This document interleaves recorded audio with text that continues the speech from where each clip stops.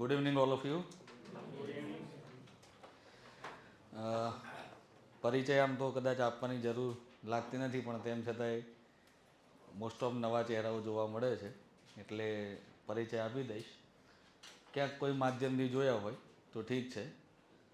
મારું નામ ચિરાગ જોશી છે અને આજે આપણે સાંસ્કૃતિક વારસો ભણવા જઈ રહ્યા છીએ. સાંસ્કૃતિક વારસામાં બે ભાગ પડશે, ગુજરાત અને ભારત. એમાં ભારત મારા ફાળે જાય છે, એટલે તમને હું ભારતનો સાંસ્કૃતિક વારસો ભણાવીશ. Indian art and culture. Hello, okay. Indian art and culture આપણે ભણવા જઈ રહ્યા છીએ. અને એક જ મિનિટ, ખાલી લાઈવ જે સ્ટુડન્ટ છે એમનું થોડુંક કન્ફર્મેશન લઈ લો. ઓડિબલ, વિઝિબલ, કમ્પ્લીટ છે તો એકવાર યસ કન્ફર્મેશન આપી દેજો લાઈવ સ્ટુડન્ટમાં. ઓકે, તો અવાજ આવી રહ્યો છે હવે? એક જ મિનિટ. હલો હલો, હા હવે આવશે અવાજ.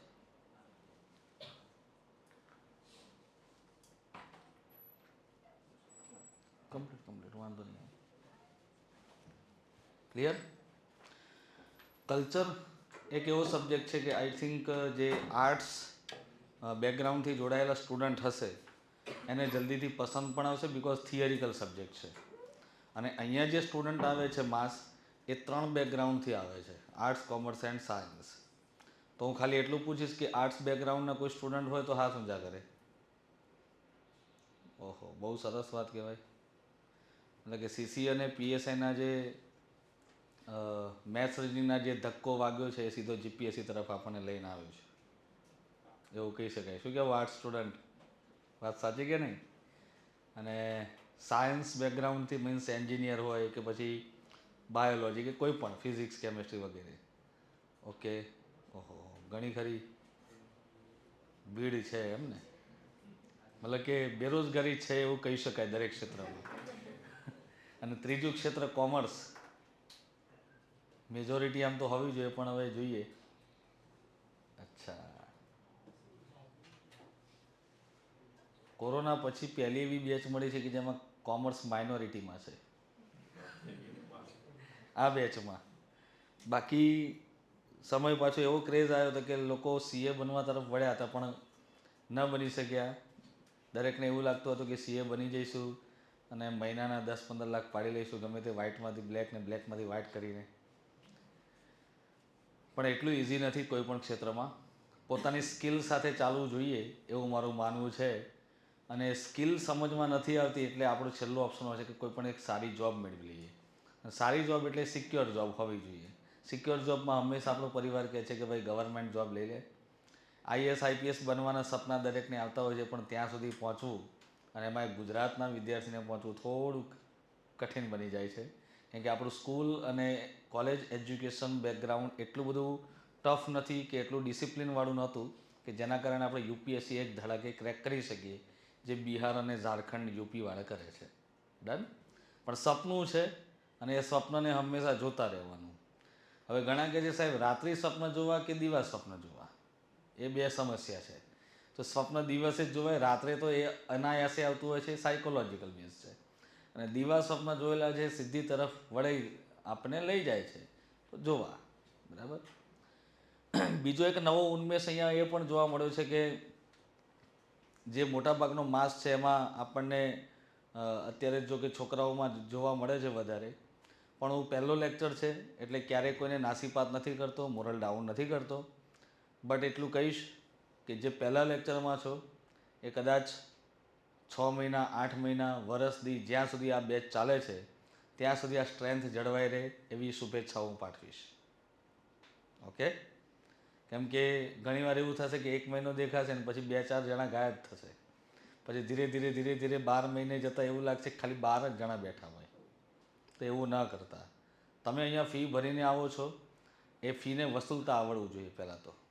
અને વસૂલવા માટે શું છે કે અહીંયા બેસીને ઠંડો એસીનો પવન ખાઈને નથી થતું, કે ખાલી ખોટા પ્રશ્નો પૂછીને નથી થતું. અહીંયા લીગલી ક્વેશ્ચન પૂછવાના છે, નથી સમજાતું એવા પ્રશ્નો પૂછવાના છે. બિકોઝ તમારી એક્સપેક્ટેશન જેટલી અમારી પાસે છે કે ભાઈ સાહેબ આવે એ ફેકલ્ટી એટલા તજજ્ઞ હોવો જોઈએ કે ગુજરાતમાં એના કમ્પેરમાં બીજું કોઈ હોય જ નહીં, બરાબર. તો અમારી એક્સપેક્ટેશન એટલું છે કે you are come from the graduation, completed graduation. તો અમારી એક્સપેક્ટેશન એટલી વધે કે તમે ગ્રેજ્યુએશન સુધીનો તમારો બેઝ કમ્પ્લીટ હોય. અધરવાઇઝ એટલો નહીં તો 12 ધોરણ સુધીનો કમસે કમ એટલું હોવું જોઈએ તમારો, એટલું સ્ટાન્ડર્ડ લેવલ ક્લિયર હોવું જોઈએ, એવી અમારી અપેક્ષાઓ છે. જો નથી એટલું તો ધીરે ધીરે જીસીઆરટી પાઠ્યપુસ્તક પકડો અને થોડું વાંચન એડવાન્સમાં કરો. ધીરે ધીરે વાંચનના અવર્સ વધારશો એટલે 8-10 કલાક તમે મેક્સિમમ પકડી લેશો. પછી ડિસ્કસ કરવાના તમે 1-2 કલાક પકડી લેશો, બહુ સરસ છે. વાર તહેવારના લગ્નના હમણાં સમય આવી રહ્યા છે, તો એમાં તમારું મનોબળ અને તમારો થોડુંક કંટ્રોલ જાળવી રાખજો તો બધું થશે. અને એ બધું કેમનું કરવું એ યુટ્યુબ પર આખી દુનિયાએ જણાવેલું છે, એટલે મારે કહેવાની જરૂર નથી કે માઇન્ડ ઉપર કઈ રીતે કંટ્રોલ કરવો, હાઉ, મતલબ કે બધી રીતે. આપણે ટૉપિક તરફ વળતા પહેલાં તમને એટલું કહીશ કે આર્ટ એન્ડ કલ્ચરનો જીપીએસસી ક્લાસ 1-2માં 50 માર્કનો વેઇટ રહે છે, બરાબર. એ જ રીતે તમે એસટીઆઈ હોય કે એવી ઘણી બધી જીપીએસસીમાં આપણી એક્ઝામિનેશન લેવાતી હોય છે. બટ અહીંયા ફાઉન્ડેશન બેચ હોવાથી અમે તમને જીપીએસસી ક્લાસ 1-2નો આખો જે કોર્સ છે એ તમને કમ્પ્લીટ કરાવીશું. જેમાં મારા ભાગે જે આવતો ભારતનો વારસો છે, એ ભારતના સાંસ્કૃતિક વારસામાં લાસ્ટ 2023 અને 2024નું જો જોવા જે વેઇટેજ, તો 50 માર્ક્સમાંથી કેટલો રહ્યો હશે અંદાજિત. જો તમારું કોઈનું એનાલિસિસ હોય તો ઠીક છે, નથી તો એ પણ તમારે આવશ્યક સમય પ્રમાણે કરવું જોઈએ. તો જીપીએસસીમાં 1-2ની અંદર વાત કરું તો 2023, 7 જાન્યુઆરી 2023, 8 જાન્યુઆરી 2024 આ બંને દિવસે જીપીએસસીની ક્લાસ 1-2ની એક્ઝામ લેવાયેલી છે. જેમાં 2023ની વાત કરું તો 50 માર્ક્સમાંથી ખાલી ઇન્ડિયન કલ્ચરની વાત કરું તો લગભગ 32 કે 33 માર્ક્સનું વેઇટેજ હતું ખાલી ઇન્ડિયન કલ્ચરનું, બરાબર, આઉટ ઓફ 50. 2024માં ઘટ્યું નથી, ઉપરથી વધી ગયું 42 marks only Indian culture asked in the previous year. તો આ સાથે જોતા હવે હસમુખ પટેલ સાહેબ આવી ગયા છે. એ વખતે નલિન ઉપાધ્યાય સાહેબ હતા.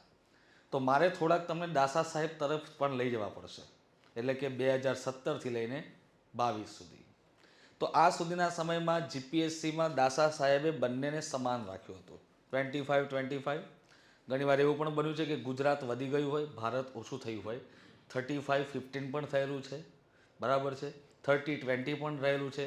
બટ જોવા જઈએ તો એમણે ત્રાજવામાં સમાંતર રાખેલું છે, માણેકઠરી પૂનમના મેળા જેવું. તો હવે આપણે એ પ્રમાણે પણ ચાલવું પડશે.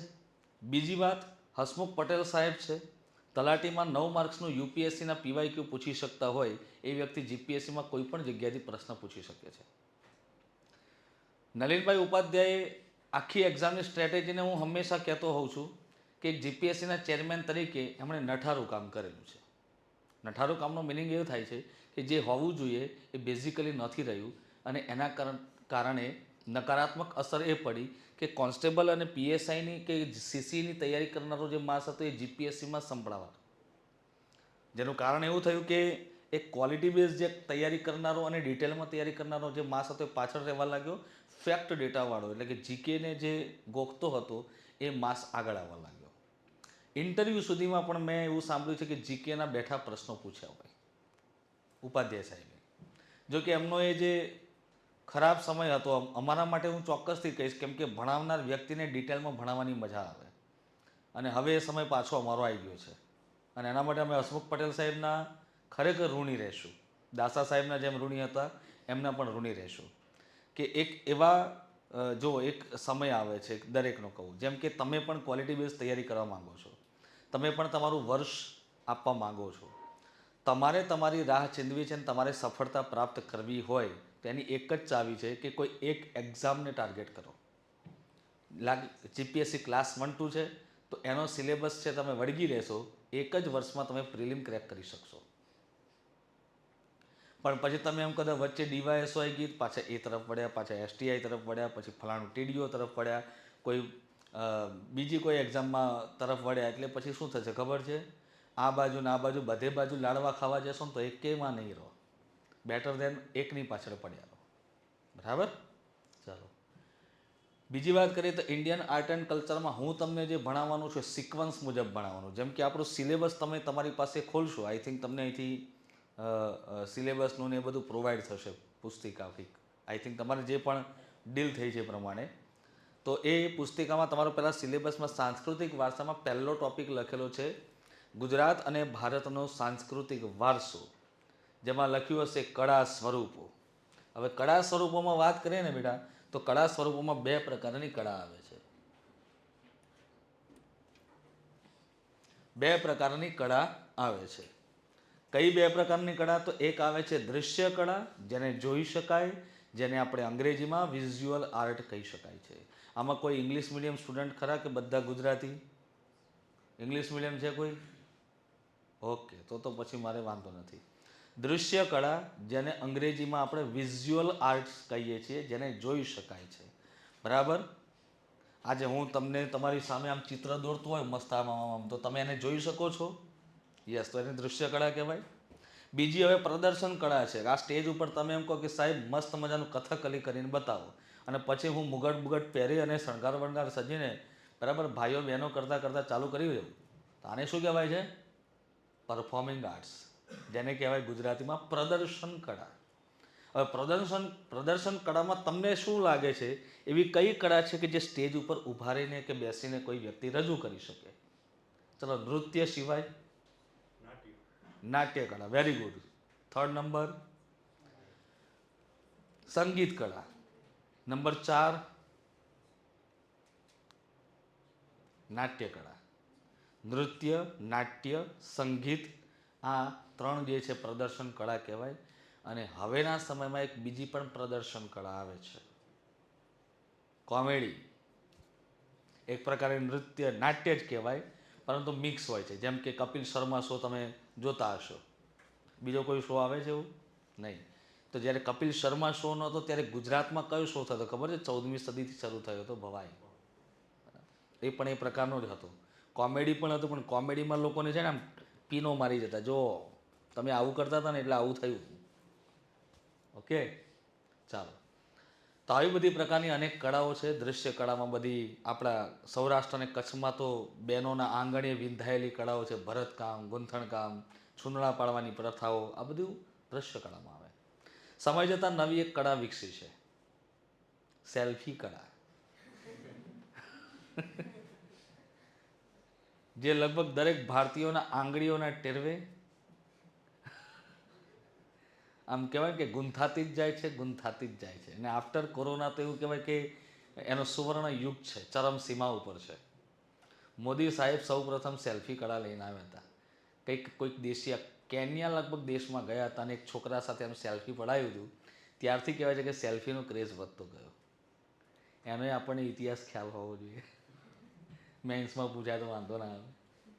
ચાલો, તો હવે આ થઈ વાત કળા સ્વરૂપોની. પછી બીજા નંબરમાં આવે છે ટોપિક આપણું સાહિત્ય. સાહિત્યમાં હું તમને ખાલી ઇન્ડિયન લિટરેચર કરાવવાનો છું, જેમાં વૈદિક સાહિત્યથી શરૂઆત થાય છેક આપણે જૈન સાહિત્યથી પછી તેલુગુ સંગમ સાહિત્ય, તમિલ સાહિત્ય, કન્નડ સાહિત્ય સુધી જશું. નો ડાઉટ આપણે કન્નડ સાહિત્યમાં કન્નડ લેંગ્વેજ નથી શીખવાડી, બરાબર? તમિલમાં યન્ના રસ કલા નથી શીખવાનું. આપણે ખાલી પુસ્તકોના નામ યાદ રાખવાના છે કે દાતિલમ એ કઈ ભાષામાં લખાયેલું સાહિત્ય સ્વરૂપ છે, તો એ રીતે. ત્યાર પછી આપણે શિલ્પ અને સ્થાપત્યમાં જઈશું. એ એક પણ કળા જ છે, દૃશ્ય કળા કહી શકાય. શિલ્પ એટલે મૂર્તિકળા, સ્થાપત્ય એટલે કે જેને આપણે કહીએ આર્કિટેક્ચર, અને શિલ્પ એટલે સ્કલ્પચર. ત્યાર પછી આવે છે સંગીત, અને સંગીત પણ એક કળા છે, પણ તેમ છતાંય આપણા સિલેબસની અંદર એક સંગીત, નૃત્ય આદિ વગેરે આવું પહેલા ટોપિકની અંદર લખેલું હશે. બીજા નંબરનો જે ટોપિક આવે છે કંઈક એવું હશે કે ભાઈ ભારતના સાંસ્કૃતિક મેળાઓ છે, કંઈક એવું લખેલું છે. ભારતના અને ગુજરાતના મેળાઓ આવે છે. તો ભારતના મેળાઓમાં આપણે કુંભ મેળો, પુષ્કરનો મેળો હમણાં પૂરો થયો, બરાબર? જેસલમેરનો મેળો પણ હમણાં પૂરો થયો. બિકાનેરનો પણ મેળો હમણાં પૂરો થયો, કોલાયત મેળો. ગુજરાતમાં પણ 3-4 મેળાઓ હમણાં પૂરા થયા છે, જેમ કે સિદ્ધપુરનો વગેરે બધા. તો ગુજરાતના મેળા ગુજરાતના કલ્ચરમાં, વારસામાં સાહેબ ભણાવશે, ભારતના વારસામાં હું ભણાવીશ. પછી આવે છે ભારતીય સંત પરંપરા.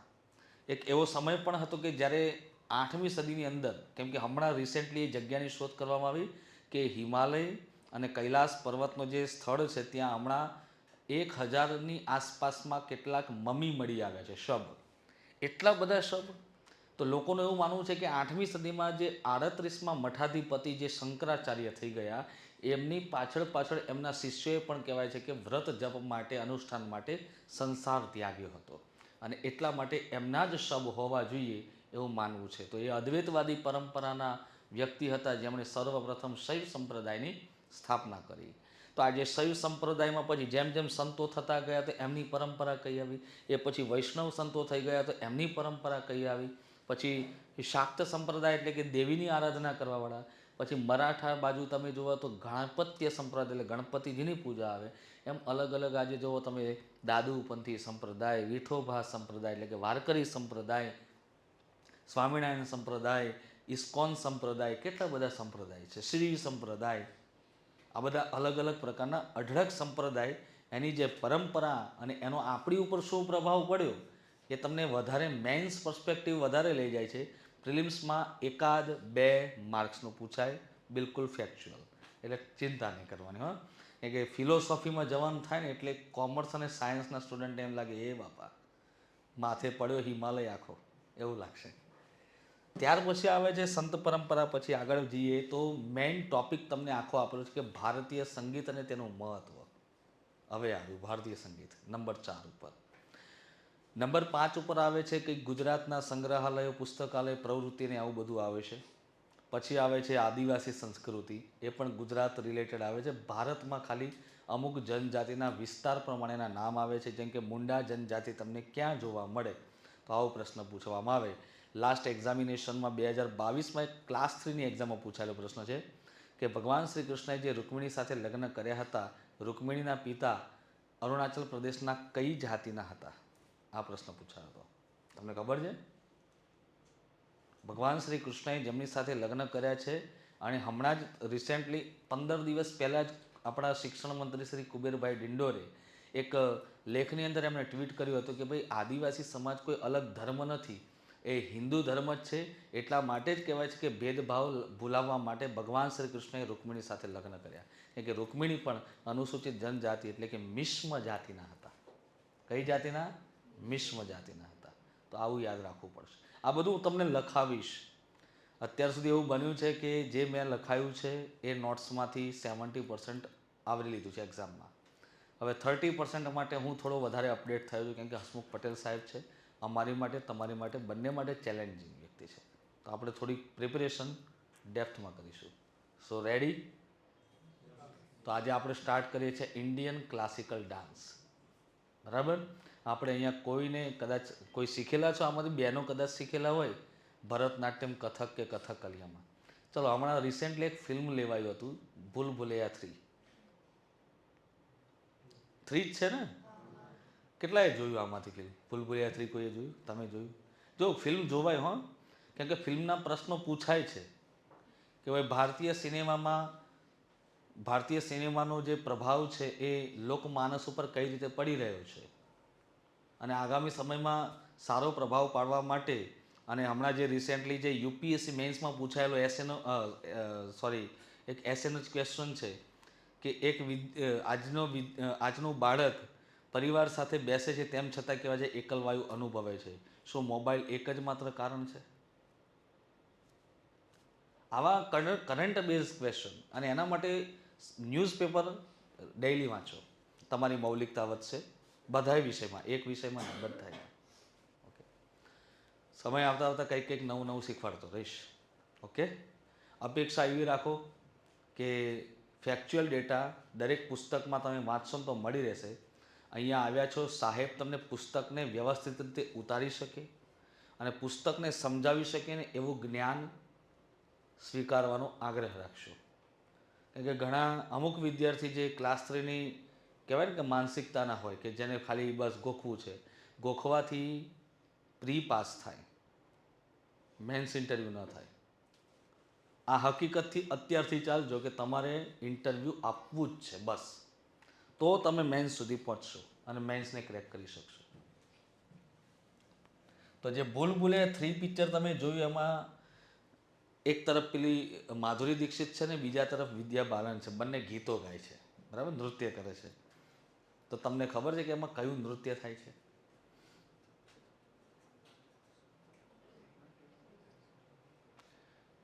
માધુરી દીક્ષિત છે ને કથક નૃત્ય કલાકાર છે, બિરજુ મહારાજના વિદ્યાર્થીની છે, સ્ટુડન્ટ છે. અને વિદ્યા બાલન વિશે કોઈ જાણતું નથી. માધુરી દીક્ષિતના તો ઘણી જગ્યાએ નામ પણ આવેલા છે પુસ્તકોમાં, પણ વિદ્યા બાલન વિશે કોઈ જાણતું નથી. હવે શું લાગે છે કે માધુરી દીક્ષિત અને વિદ્યા બાલનમાં સૌથી શ્રેષ્ઠ નૃત્યકાર તમને કોણ દેખાય છે, માધુરી કે વિદ્યા બાલન? જરા માધુરીવાળા હાથ ઊંચા કરે. બંને, હું બંનેને તમને બંનેમાં મતલબ કે તમારું શું કહેવાય કે અભિપ્રાય લઈશ. નથી ખ્યાલ? બહેનો, બહેનોમાં શું લાગે છે? કેમ કે તમે એક સ્ત્રીનું જે દાયિત્વ, એનો અભિપ્રાય છે, એનો મનોભાવ છે, સ્ત્રી જ સમજી શકે ને. તો શું લાગે છે, માધુરી દીક્ષિત બેટર ધેન વિદ્યા બાલન કે પછી Vidya Balan is better than Madhuri? Madhuri is better than Vidya Balan, yes of course. તો હવે વિદ્યા બાલન વિશે સાંભળીએ આપણે. વિદ્યા બાલને વર્ષો પહેલાં જ્યારે બોલિવૂડ જોઈન નહોતું કર્યું ત્યારે એણે 8 વર્ષની તાલીમ ભરતનાટ્યમમાં લીધેલી છે, બરાબર. અને ભરતનાટ્યમ એટલે સાઉથનું દક્ષિણી નૃત્ય કહેવાય. અને ભાઈ સૌથી જૂનામાં જૂનું નૃત્ય કહેવાય ભરતનાટ્યમ. તો સ્વાભાવિક છે ભરતનાટ્યમ એકલામાં નથી જાણતા, એ પછી એમને થોડા સમય પછી ઈચ્છા થઈ તો અમે કથક નૃત્યની પણ તાલીમ લીધી. તો now who is better than Vidya Balan, of course. તો વિદ્યા બાલન કયા નૃત્યના જાણકાર છે? ભરતનાટ્યમ પ્લસ કથક. માધુરી દીક્ષિત કયા નૃત્યના જાણકાર છે? ઓનલી કથક. તો આપણો પહેલો પ્રશ્ન તો જવાબ મળી ગયો, બરાબર. તો બસ આવી રીતે ફિલ્મો જુઓ અને ફિલ્મોમાંથી પણ કંઈક નવું શીખવાનો પ્રયાસ કરો.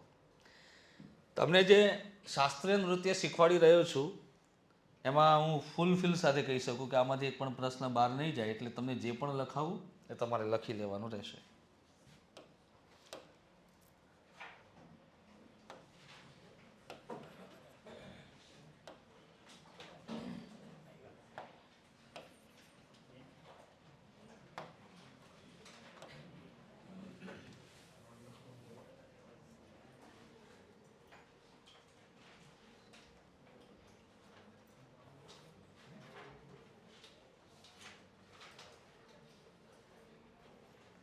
નોટ્સ કેટલા પેજીસની બનાવીએ?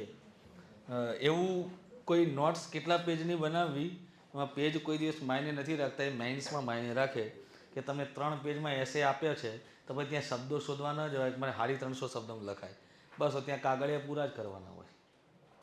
પણ અહીંયા એવું છે કે અહીંયા અનલિમિટેડ છે.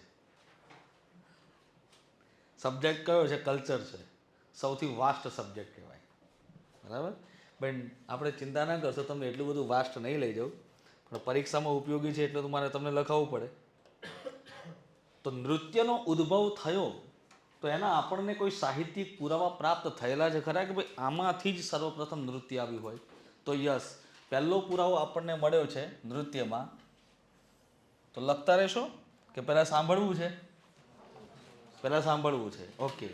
તો પહેલાં સાંભળો. ભરત મુનિ રચિત નાટ્યશાસ્ત્ર નામક એક ગ્રંથ છે જે ઈસવીસન પૂર્વે 2જી સદીની આસપાસ લખાયો હતો. પણ એમણે શરૂઆત કરી ઈસવીસન પૂર્વે 2જી સદીથી લખવાની. એ લખાયા પછી કોઈક વ્યક્તિએ આવીને એની અંદર પણ થોડું ઘણું ઉમેર્યું છે. જેમ વિકિપીડિયા તમે ઓપન કરો તો તમને એમાં એક્સેસ મળે છે, એમાં એડિટિંગ કરવાના. તમે તમારું પણ લખાણ કરી શકો છો. એટલે હું હંમેશા વિદ્યાર્થીને કહેતો હોય, બેટા વિકિપીડિયા વાંચવી નહીં. કે તમારા મારા જેવા ગમે તે વ્યક્તિ આવીને પોતાનો ઉમેર કરી નાખે. આજકાલ જેમ ઇન્સ્ટાગ્રામમાં નથી પોતાનો રીલ્સ મૂકી દે કે ઇધર તો યહાં હે ને ઉધર તો વહાં હે, બરાબર, એવું. તો વિકિપીડિયા ન વંચાય. એ જ રીતે અહીંયા ઈસવીસન પૂર્વે 2જી સદીથી ઈસવીસનની 2જી સદી એટલે વિચાર કરો 400 વર્ષના સમયગાળા દરમિયાન 400 વર્ષના સમયમાં એક ગ્રંથ લખાયો છે. ઘણા કે સાહેબ આટલો લાંબા સમય સુધી ગ્રંથ લખવાની શું જરૂર? તો ભાઈ એ વખતે કાગળ પેન નહોતા ને, જે હોય તાળપત્ર તોડવા પડે, 15 દિવસ સૂકવવા પડે ને પછી એની અંદર કોતરવું પડે. એટલે કેટલો સમય લાગે વિચાર કરો. આજના વિદ્યાર્થીને એમ કીધું હોય, જાઓ બેટા તાળીનું છાલ છોડી આવો, પછી આવો બેસો, થોડી વાર સાંભળો અને એ યાદ કરીને શ્રુતિ ગ્રંથને સ્મૃતિ સ્વરૂપે લખો. કેવું લાગે અઘરું? તો એ જ સમય એ હતો કે ભરતનાટ્યમની અંદર શેનો આવિષ્કાર કર્યો? તો ભરત મુનિએ એની અંદર પહેલાં તો નૃત્યનો આવિષ્કાર કર્યો. નૃત્ય એક માનવ શરીરની મનોભાવને પ્રગટીકરણ કરતું એક તત્વ છે, જેમાં નાટ્યની કલાકૃતિઓ પણ આવે, કેમ કે એમાં મિમેક્રી પણ હોય છે. બરાબર? કોઈક વાર કોઈ પ્રેક્ષકને હસાવવાનું હોય, ક્યાંક કોઈ પ્રેક્ષક રડી પણ જાય, ક્યાંક ક્રોધા રૂપે જે રૌદ્ર રસ છે એને પ્રગટ કરતા હોય તો સામેવાળાને ગુસ્સો પણ આવે. હવે ભૂલભુલૈયા પિક્ચર જોતા હોય તો આપણને ભૂલભુલૈયા પિક્ચરમાં શું જોવા મળે છે? ડર લાગે. સિંઘમ અગેન પિક્ચર જોઈએ તો શું લાગે? આહા, રૌદ્ર રસ, આમ ગુસ્સો આવે. તો આવા બધા જે રસ હતા એ રસનો પ્રાદુર્ભાવ આવ્યો. ત્રીજા નંબરમાં સંગીત બી જરૂરી છે. ભવાઈ હોય તો ભવાઈમાં નથી બોલતા તા થૈયા થૈયા તા થઈ. કેમ? તો કે વારે ઘડીએ નૃત્ય કે સંગીત હોય એમાં જ્યારે પડદો પાછો આપવો, પડદો પાછો ખોલવો, આ બધી પરંપરાને કારણે સંગીતની પણ જરૂર પડી હતી. જ્યારે કોઈ એવું લાગે છે કે કોઈને મારે છે એટલે કોઈ ઢોલકીવાળું ધડ ધડ ધડ ધડ ધડ ઢમ આવી રીતે આમ તાલ આપે એટલે પેલો તરત આમ મારે. ફિલ્મોની અંદર પણ તમે જુઓ કે બેકગ્રાઉન્ડ મ્યુઝિક હોય તો જ મજા આવે. પછી એકલો અજય દેવગન આમ હેરતો હોય ખાલી ચપ્પલના પટક પટક પટક પટક અવાજ આવતા હોય તો શું કરે? નકામું પડે યાર. પણ આમ અવાજ આવે આમ ટા તો આમ લાગે યાર કે ભાઈ એન્ટ્રી પડી છે. બરાબર? એટલે શેની જરૂર પડે છે? સંગીતની. તો સંગીતની જરૂર શા માટે પડે? કે નૃત્ય અને નાટ્યને લયબદ્ધ અને તાલબદ્ધ લઈ જવા માટે.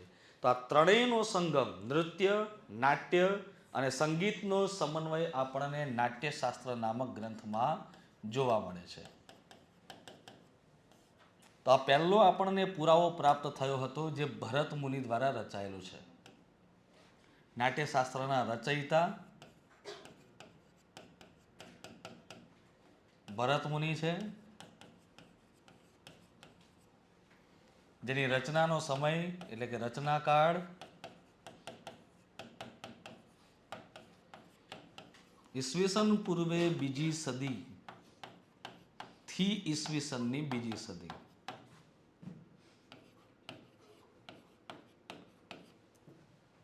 હવે લખવાનું સ્ટાર્ટ કરી દો.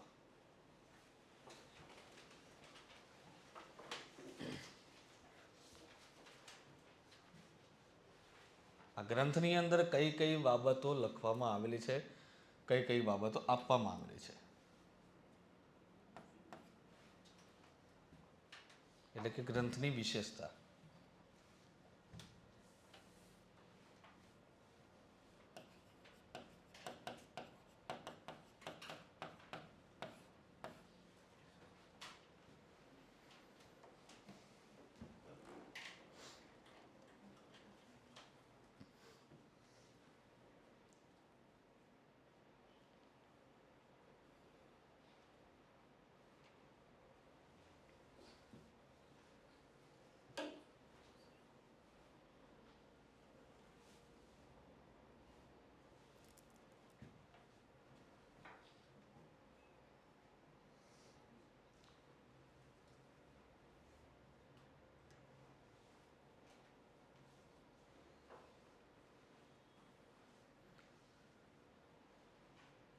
થોડી સ્પીડ પણ રાખજો લખવાની.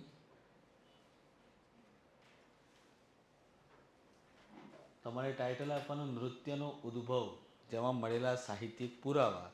એમાં લખો નંબર 1 નાટ્યશાસ્ત્ર ગ્રંથ. રચયિતા છે ભરત મુનિ. રચનાકાળ છે ઈસવીસન પૂર્વે બીજીથી ઈસવીસનની બીજી સદી. હવે આ ગ્રંથમાં કઈ કઈ બાબતોનો સમાવેશ છે તો એની વિશેષતા લખી તો નંબર 1 ઉપર આવે છે કે આ નૃત્ય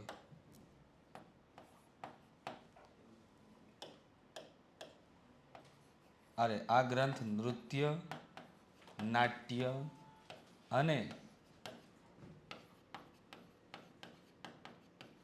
સંગીતનો સમન્વય ધરાવે છે.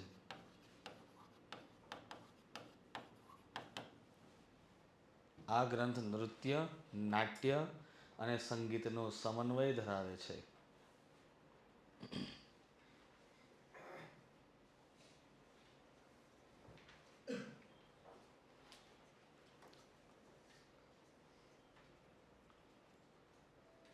બ્રહ્માજીના કહ્યા મુજબ, હા, પૌરાણિક ઇતિહાસમાં એવું પણ છે, બ્રહ્માજીના કહ્યા મુજબ આ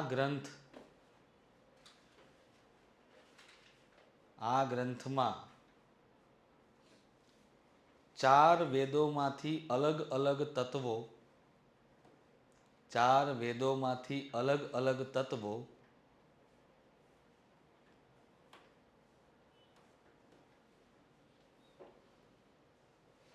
લેવામાં આવ્યા છે.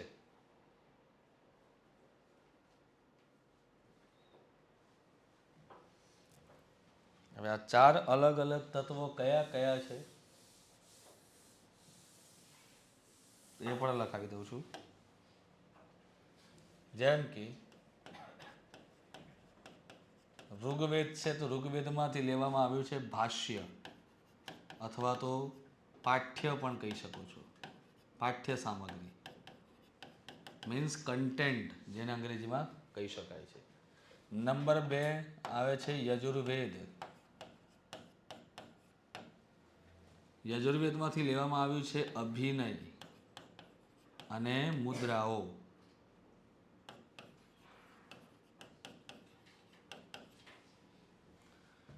નંબર 3 પર આવે છે સામવેદ, જેમાંથી ગીત, સંગીત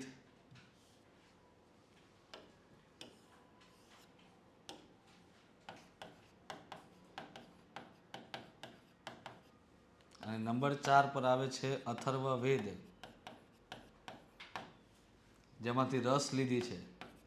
રસ જે શું દર્શાવે છે? ભાવનાઓ.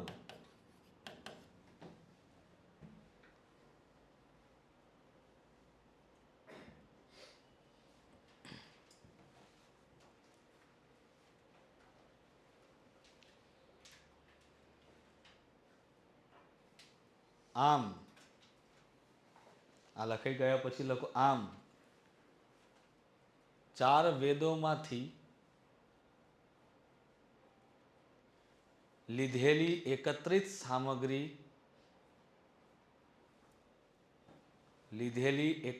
સામગ્રી ધરાવતો ગ્રંથ હોવાથી,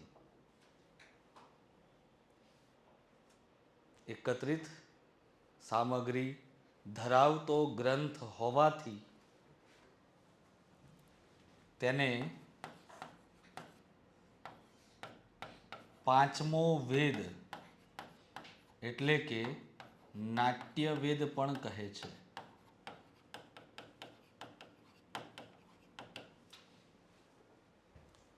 પાંચમો વેદ એટલે કે નાટ્યવેદ પણ કહે છે.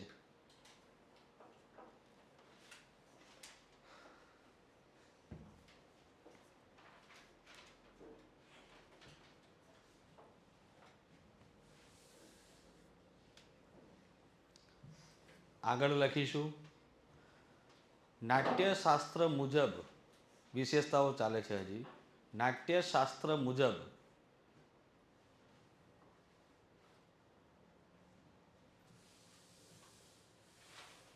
ભારતીય શાસ્ત્રીય નૃત્યના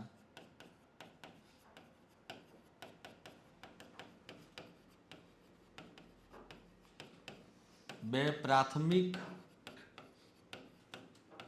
રૂપ છે.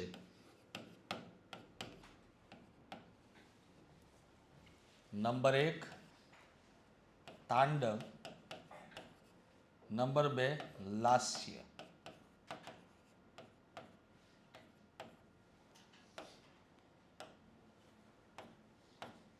नाम तो सुना ही होगा, तांडव અને લાસ્ય.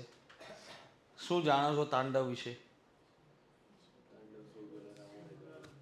વેરી ગુડ ભાઈ, એક અનોખો જવાબ આપો કે તાંડવ સૌપ્રથમ ગાનાર વ્યક્તિ કોણ છે? રચના કરનાર તો રાવણ.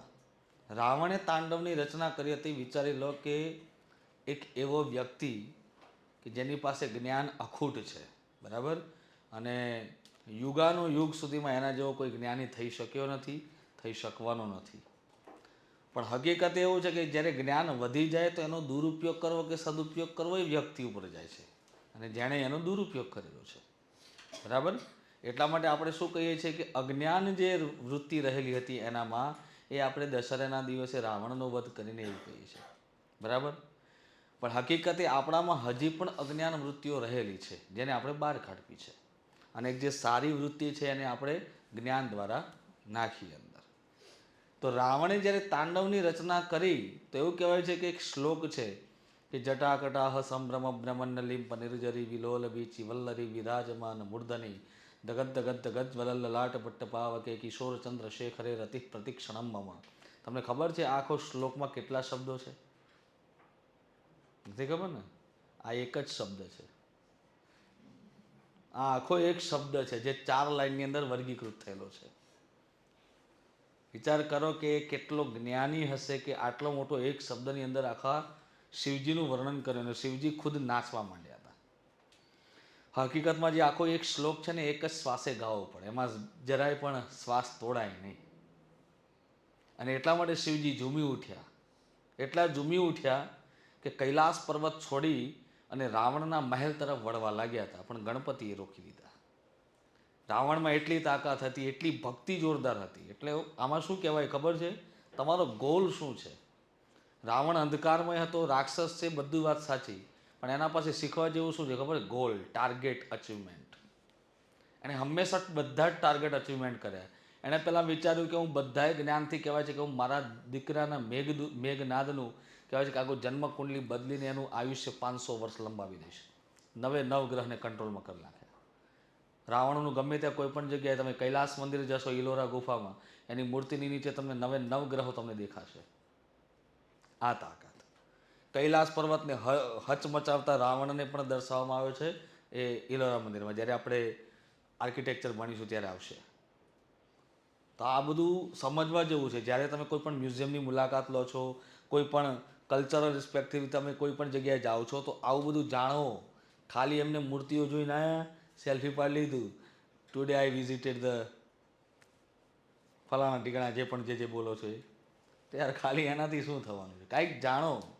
અમદાવાદમાં કેટલા બધા મ્યુઝિયમ છે. એલડી એન્જિનિયરિંગ મ્યુઝિયમમાં જાઓ, તમને કૈલાસ પર્વત હલાવતા રાવણની મૂર્તિ ત્યાં મળશે. તો આવી ઘણી બધી મૂર્તિઓ વગેરે તમને જોવા મળે છે. તો એ તાંડવ એ છે કે જે પુરુષત્વની પ્રધાનતા બતાવે છે. અને પુરુષ શેના ઉપર ભાર હોય ખબર? લય અને ગતિ તરફ. તો લખો, તાંડવ એ પુરુષત્વનું પ્રતિનિધિત્વ કરે છે.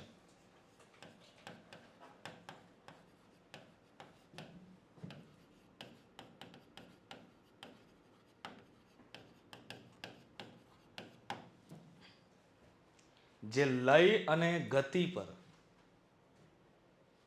જે લય અને ગતિ પર ભાર આપે છે. લય મીન્સ રિધમ, ગતિ મીન્સ સ્પીડોમીટર, જેની ઉપર એ સમાન ભાર આપે છે. એટલી તેજ ગતિમાં તાંડવ જેણે ગાયું ને એટલી તેજ ગતિમાં શિવજી કહેવાય છે કે ઝૂમવા ઉપર મજબૂર બન્યા. બીજા નંબરમાં આવે છે લાસ્ય, જે સ્ત્રીત્વનું પ્રતિનિધિત્વ કરે છે. અને લાસ્ય છે એ શેનું છે પ્રતીક? તો જે લાવણ્ય, સુંદરતા અને રસ પર અથવા તો રસનું સૂચન કરે છે. આમ તો લાવણ્ય શબ્દ બોલ્યા ને તો આમ તો બધું આવી જાય છે. સુંદરતા, મનોરમ્યતા, બરાબર છે, એનું તેજ. કહેવાય છે કે સ્ત્રી પાસે જે પાવર છે ને એ પુરુષ પાસે નથી, ને પુરુષ પાસે અમુક જે પાવર છે સ્ત્રી પાસે નથી. એટલે તાંડવ અને લાસ્ય એવું કહે છે કે કોઈ પણ વ્યક્તિ જ્યારે સ્ત્રી અને પુરુષ આ ધરતી ઉપર બંને સમાન છે, બંનેની સમાનતાનું પ્રતિનિધિત્વ છે. એટલે તાંડવનો બન્યો તા, લાસ્યનો બન્યો લ, શબ્દ બની ગયો તાલ.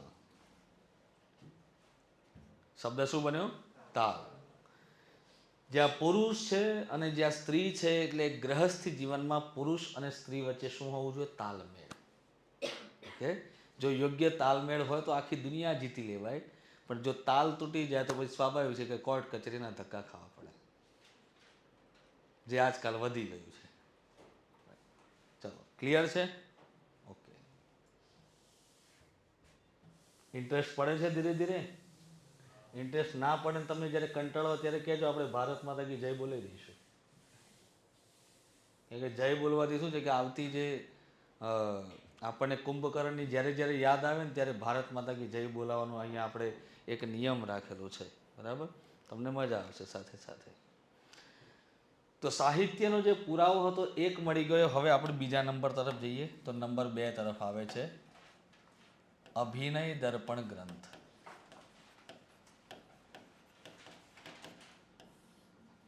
અને આ ગ્રંથના રચયિતાનું નામ છે નંદિકેશ્વર. શું નામ છે? નંદિકેશ્વર. આ ગ્રંથનો રચનાકાળ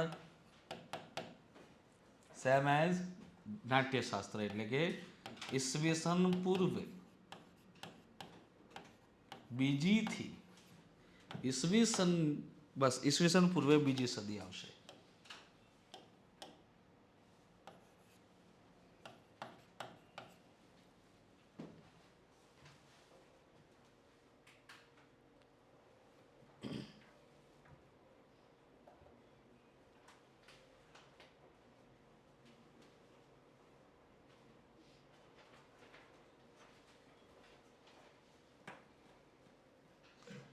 હવે આપણને ઘણીવાર એવું થાય કે સાહેબ આ ગ્રંથની અંદર શું આપેલું છે?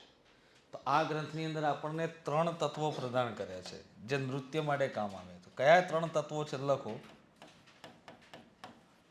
3 તત્વો પ્રદાન કરેલા છે.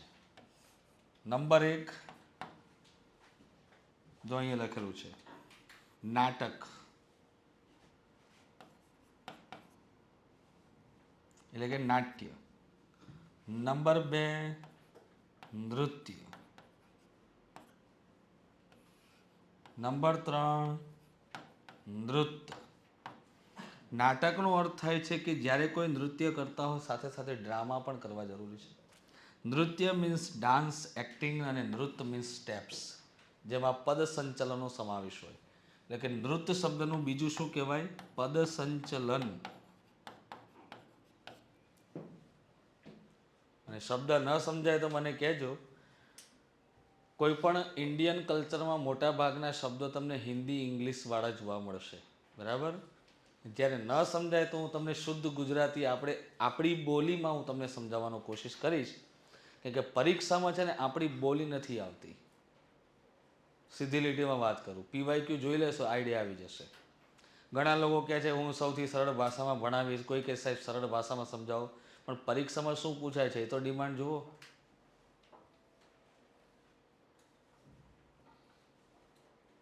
બરાબર? તો એ જોવાનું. આપણે પરીક્ષા પાસ કરવાની છે ને, તો કોની ડિમાન્ડ જોવી પડે? પરીક્ષાની. એ લોકો ત્યારે તમને 50,000 60,000 પગાર આપે જ્યારે તમે એની ડિમાન્ડ પૂરી કરશો.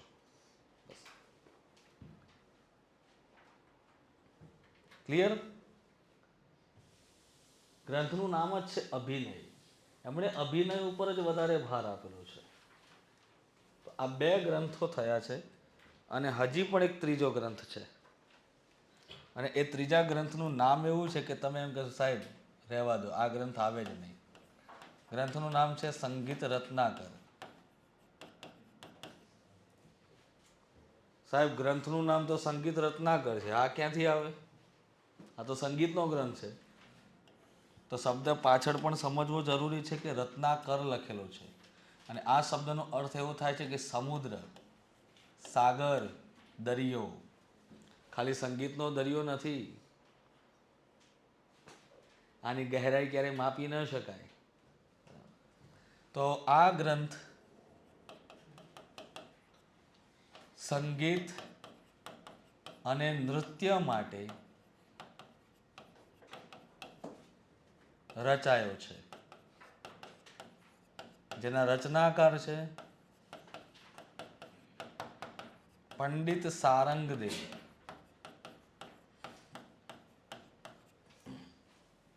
અને પંડિત સારંગદેવ છે ને એ દક્ષિણ અને ઉત્તર બંને ભારતના સંગીતથી જાણીતા હતા. કેમ કે રહેતા ક્યાં હતા? દૌલતાબાદ.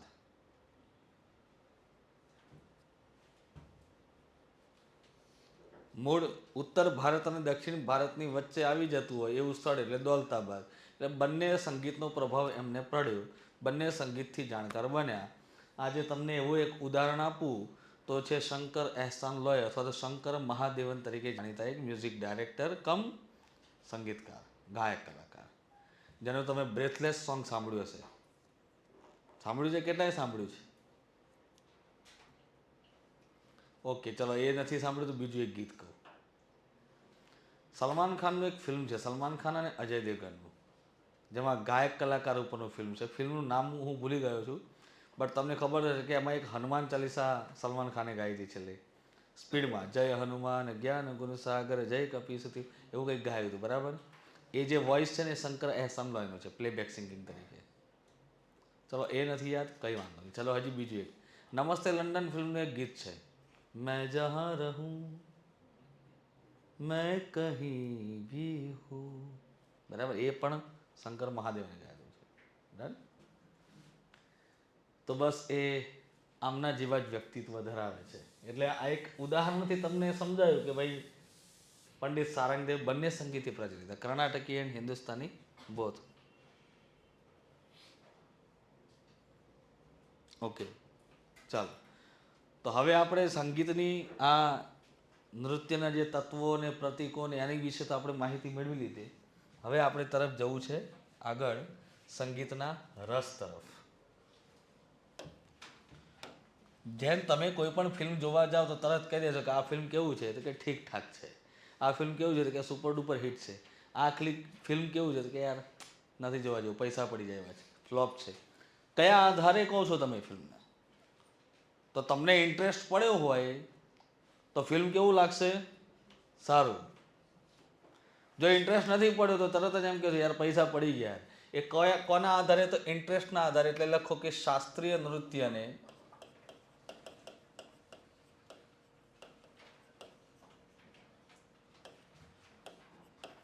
નવરસના આધારે રજૂ કરવામાં આવે છે. નવરસ અને તેના મનોભાવને આધારે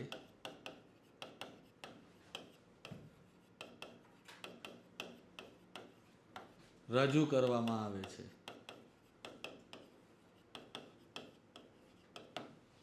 બરાબર, ઓકે. હવે બોર્ડ વર્ક હું તરત ઇરેઝ નહીં કરું, પણ તમે સ્પીડમાં લખજો બધાય, લાઈવ અને ઓફલાઈન બંને.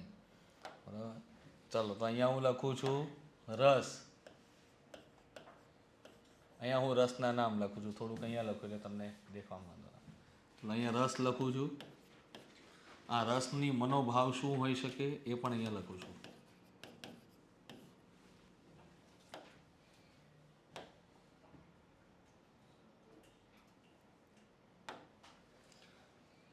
કેટલા રસ કીધા છે? 9 રસ. ધ્યાન આપજો કે આ રસમાં પાછો કેરીનો ને કાકડીનો રસ ના આવે. અહીંયા જે રસ આવશે એ બધા હશે આવા. નંબર 1 આવે શૃંગાર રસ, નંબર 2 આવે છે હાસ્ય રસ, નંબર 3 આવે કરુણ રસ, નંબર 4 પર આવે રૌદ્ર રસ, નંબર 5 પર આવે વીર રસ, નંબર 6 પર આવે અદ્ભુત રસ,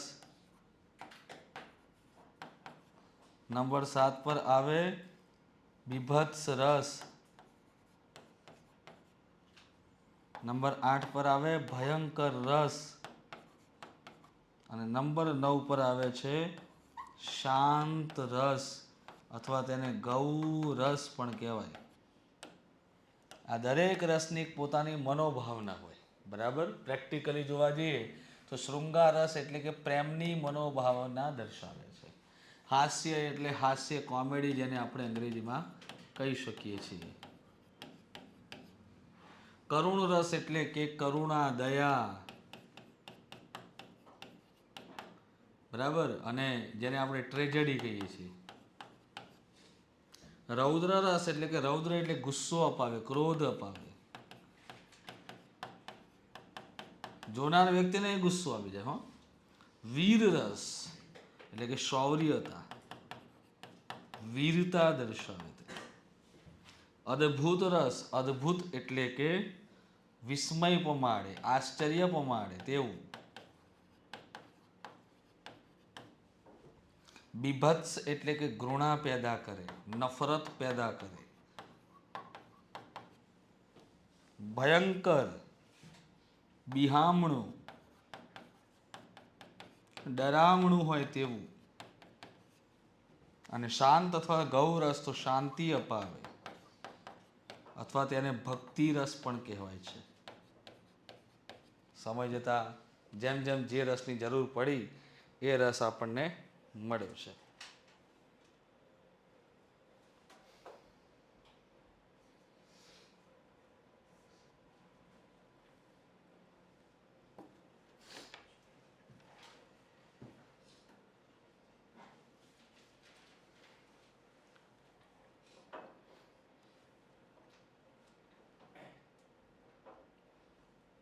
ચલો તમારી પાસેથી એક અપેક્ષા રાખું છું, તમને ના આવડે એવું બને નહીં. અને આમાં એક વસ્તુ યાદ રાખવાનું કે જ્યારે કોઈ પણ જગ્યાએ આપણે શીખવા ગયા હોય, કોઈ પણ જગ્યાએ, ખાલી ક્લાસની વાત નથી કરતો, તો ખાવામાં શરમાય નહીં અને એક ભણવામાં શરમ ન રખાય. આ બંને જગ્યાએ જો શરમ છોડીને રાખશો ને તો કોઈ દિવસ અધૂરાપણું નહીં થાય. નહીંતર પછી કોઈકના ઘરે ગયા હોય અને સામે જ પેલા બેસી ગયા હોય પીરસવા વાળા, તો આપણને એમ થાય કે હારું રોટલી માગું કેમ, શરમ આવે આપણને. કેમ કે આજકાલ તો એવું થઈ ગયું છે કે બે થી વધારે રોટલી ખાય એટલે કે આ તો સારો ભૂખડો લાગે છે. તો આવું છે. પણ જેના જેના ભાઈ ખોરાક હોય છે. અને ભણવામાં એવું છે કે પૂછવામાં શરમ ન અનુભવાય. ક્યાંય એવું લાગે કે સાહેબ નથી સમજાતું તો બિંદાસથી પૂછો. બંધારણીય સ્વતંત્ર અધિકાર તો બોલવાનો આપી જ દીધો છે તમને, બરાબર, પહેલાંથી. અને અહીંયા તમે જે ફી ભરી છે ને એમાં તમારો અધિકાર એવો થાય છે કે કંઈક નથી સમજાતું તો પ્રશ્ન પૂછવો. પણ મેં તમને પહેલાં જ કીધું ને કે એવો પ્રશ્ન પૂછવાનો કે તમને આની સાથે લીગલી હોય, જોડાયેલો. હા, તમારો અંગત કોઈ પ્રશ્ન હોય તો તમે તારે બિંદાસથી જ્યારે લેક્ચર પૂરું થાય કે વચ્ચે બ્રેક પાડીને તમને ઈચ્છા કે સાહેબ થોડી વાર ડિસ્કસ કરી શકો તમારી સાથે, બિંદાસથી આવો. અમે તમારા માટે નિમાયેલા છીએ, ભગવાને એના માટે જ ઘડ્યા છીએ અમને. શિક્ષકનું કાર્ય શું હોય? વિદ્યાર્થીનું ભાવિ ઘડતર કરવું. પછી વિદ્યાર્થી ભાવિ અધિકારી બની ગયા પછી, ડીસી બની ગયા પછી ભલે અમને જોને મોઢું ફેરવી લે, વાંધો નથી. જો એવું કોઈ મને ફિલ્મ બતાવો કે જેમાં તમને શૃંગાર રસ જોવા મળ્યો હોય. ચલો એવો કોઈ હીરો કે તમે એને જોવો એટલે ખબર પડી જાય કે આનું ફિલ્મ આવું જ હશે, પ્રેમ પર આધારિત. એક તો વરુણ ધવન, હાલના જનરેશન પ્રમાણે. એમના પહેલાં હતા શાહરુખ ખાન અને કાજલની જોડી, કુછ કુછ હોતા હૈ. ભલે બહોત કુછ થાય, પણ પછી હાસ્ય રસમાં અક્ષય કુમારે ઓલ ટાઈમ ફેવરિટ છે, બરાબર. પછી પરેશ રાવલ, રાજપાલ યાદવ. અને એમાંય જો એક ફિલ્મની અંદર પરેશ રાવલ હોય, રાજપાલ યાદવ હોય, મનોજ જોશી હોય અને જોની લેવલ હોય તો પછી એમ થઈ જાય કે મજા પડી જાય. જેમ માલામાલ વીકલી ફિલ્મ, બરાબર. અમુક ફિલ્મો એવા છે ને કે ખરેખર એક ગોવિંદાનો સમય, પણ ગોવિંદા પણ ગજબ એક્ટર હતા. એની કાદર ખાનની જોડી એટલે અફલાતું એમ. પછી આવે કરુણ રસ, એવા ફિલ્મ કે જેમાં જોઈને તમને દયા આવતી હોય, આમ અંદરથી આમ રોવું આવી જાય, રડવું આવી જાય, બેનો જલ્દી આવી જાય પાછું.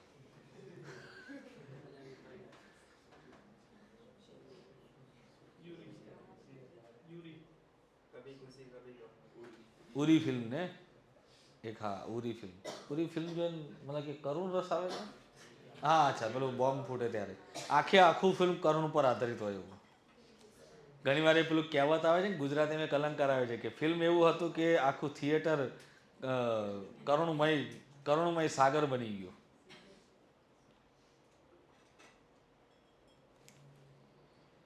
આપો નામ આપો બિંદાસથી. અહીંયા શરમ છોડી દેવાની પૂરેપૂરી. ઉડાન,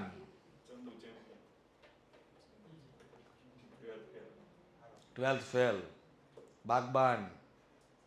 પછી ગુજરાતીમાં કોઈ પિક્ચરનું નામ યાદ હોય? ભાઈ જોવાનું હા ગુજરાતીમાં, પૈસો ફરતો ફરતો આપણે ત્યાં જવાનું છે ગુજરાતનો. સિદ્ધાર્થ રાંદરિયાનું એક ફિલ્મ છે નટ સમ્રાટ. કેટલા લોકોએ જોયેલું છે આ ફિલ્મ? એકે નથી જોયું ને?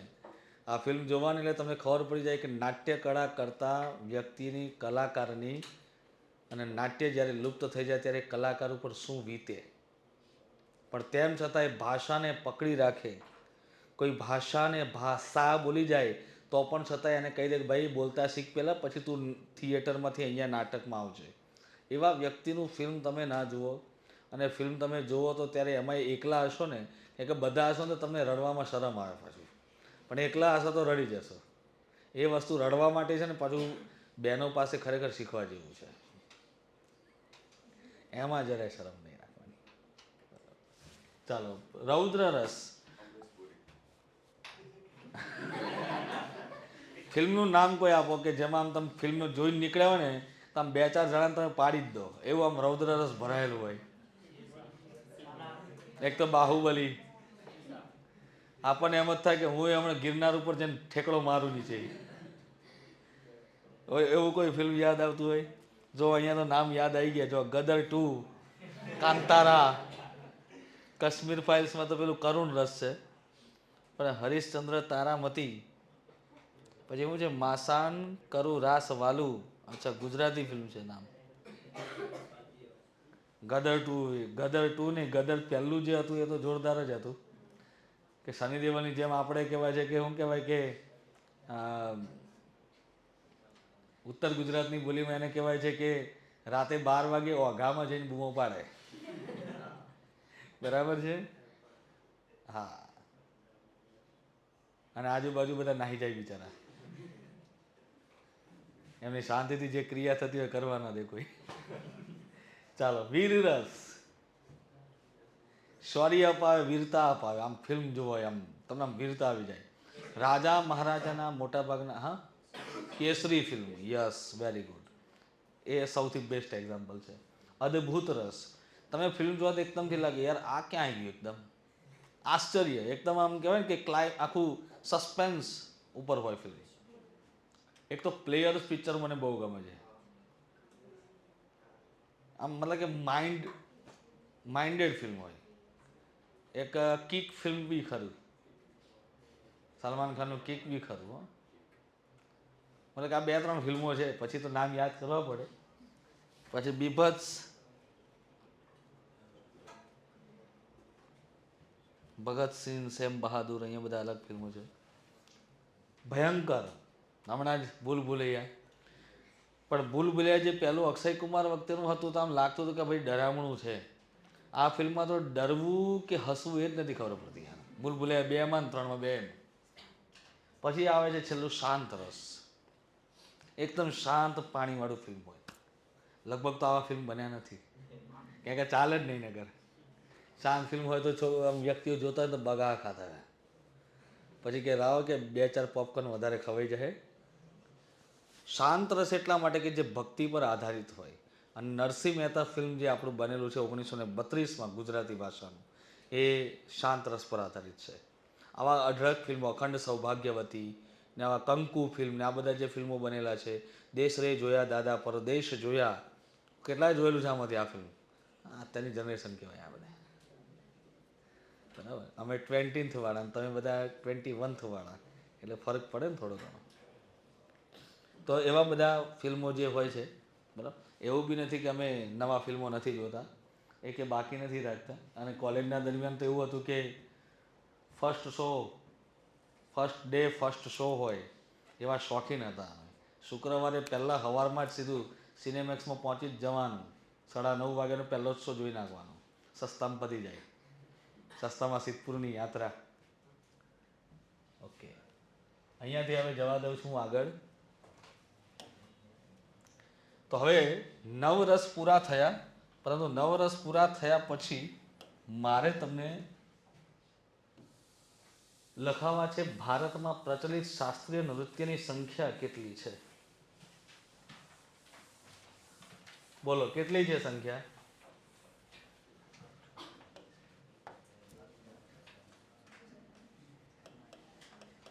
વર્તમાનમાં ભારતમાં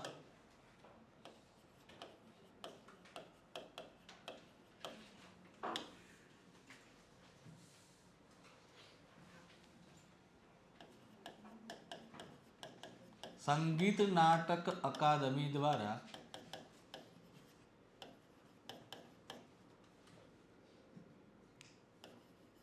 જાહેર કરાયેલ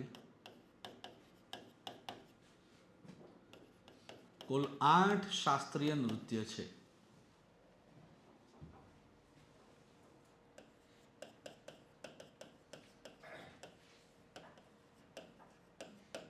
કેટલા? કુલ 8 એવા શાસ્ત્રીય નૃત્ય છે જેને ભારતીય સંગીત નાટક અકાદમી દ્વારા જાહેર કર્યું હોય. જો આ સંગીત નાટક અકાદમી છે ને એ દિલ્હીમાં આવેલી છે. કોઈ પણ ભાષા, સંગીત, સાહિત્ય અને નાટક, નૃત્ય વગેરેને શાસ્ત્રીયનો દરજ્જો આપવો એના જે કહેવાય ને કે એક્સેસ જે છે એ સંગીત નાટક અકાદમી પાસે છે. પરંતુ ભારતીય સંસ્કૃતિ મંત્રાલય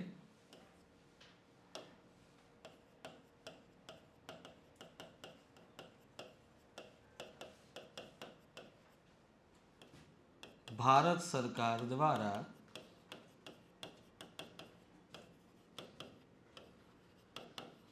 આજ દિન સુધી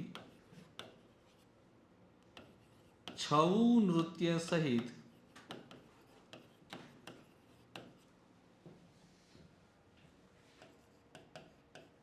કુલ 9 નૃત્યને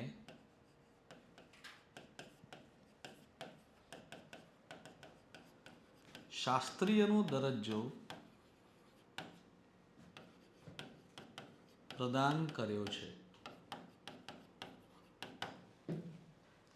જ્યાં સુધી સંગીત નાટક અકાદમી શાસ્ત્રીય જાહેર ન કરે ત્યાં સુધી 6 શાસ્ત્રીય ગણાશે નહીં.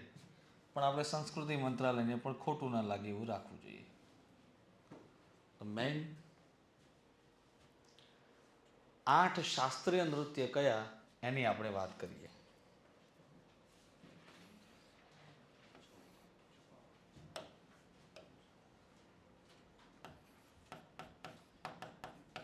તો કેટલા છે શાસ્ત્રીય નૃત્ય? 8. આ 8 શાસ્ત્રીય નૃત્ય કયા કયા છે?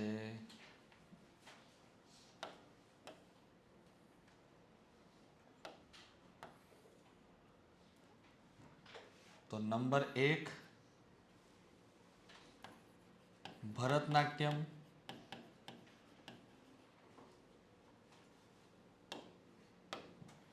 જે તમિલનાડુ રાજ્ય સાથે સંકળાયેલ છે.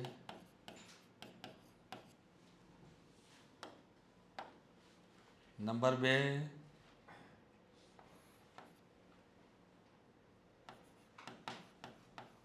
કુચીપુડી, જે આંધ્રપ્રદેશ સાથે સંકળાયેલ છે. નંબર 3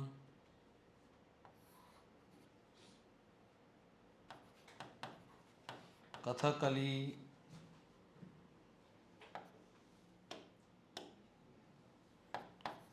કેરળ સાથે જોડાયેલું છે.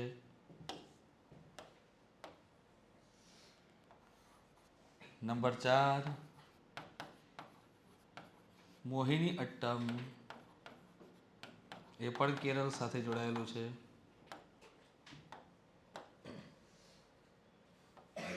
નંબર 5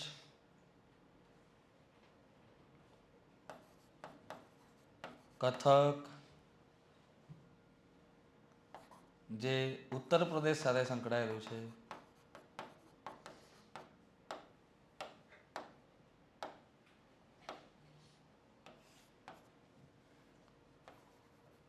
પછી આવે ઓડિસી. તો ઓડિસી નામ પરથી ખબર પડી જાય ઓરિસ્સા સાથે સંકળાયેલું છે.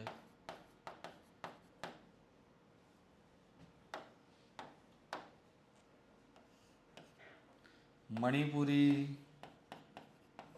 નામ પરથી જ ખબર પડી જાય મણિપુર રાજ્ય સાથે સંકળાયેલું છે, જે ડેઇલી ન્યૂઝપેપરમાં સાંભળવા મળે છે જેના વિશે. અને પછી આવે છે છેલ્લું સત્રિયા નૃત્ય,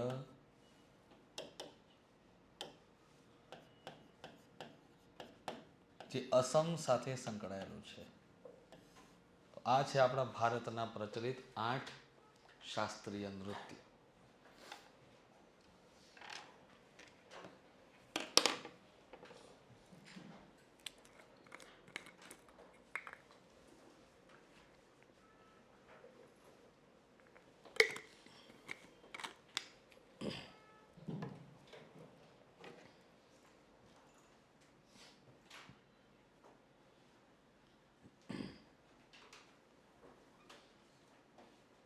લાઈવ બેચના સ્ટુડન્ટ ફટાફટ સ્પીડમાં લખી લેજો.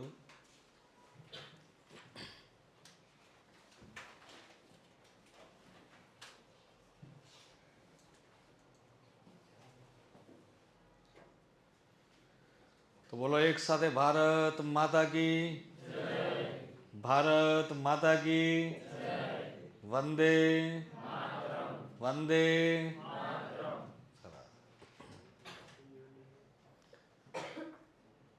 આમાં તમારો વાંક નથી. વાંક એ વાતાવરણનો છે કે સવારે ને રાત્રે ઠંડી લાગે છે ને દિવસે ગરમી લાગે છે, એટલે એમ થાય કે હીટર ચાલુ કરું કે એસી. ઘણા સવારે બ્રહ્મ મુહૂર્તમાં વહેલા ઉઠીને હનુમંત દંડ કરતા હોય, સૂર્ય નમસ્કાર કરતા હોય એવા વિદ્યાર્થીને જલ્દી પાછી ઊંઘ આવે. આમાં હશે 10-15 વિદ્યાર્થી એવા છે કોઈ બ્રહ્મ મુહૂર્તમાં ઉઠતા હોય એવા? આમ તો આંખો જોવી પડે હરખી વ્યવસ્થિત, તો ખબર પડે કે બ્રહ્મ મુહૂર્તમાં કોઈ ઉઠે છે કે નહીં.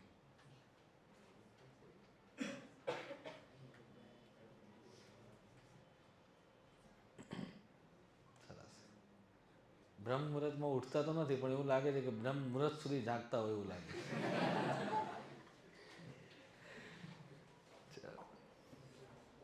છઉ નૃત્ય છે એ ભારતીય લોક નૃત્યમાં આવશે. સંસ્કૃતિ મંત્રાલયે ભલે શાસ્ત્રીયનો દરજ્જો આપ્યો હોય, આ ન આપે ત્યાં સુધી એને શાસ્ત્રીય ગણાય નહીં. તો શાસ્ત્રીય નૃત્ય કેટલા છે? ખાલી 8 જ. ઓકે, કેટલા? કુલ પૂછે તોય અને મુખ્ય પૂછે તોય.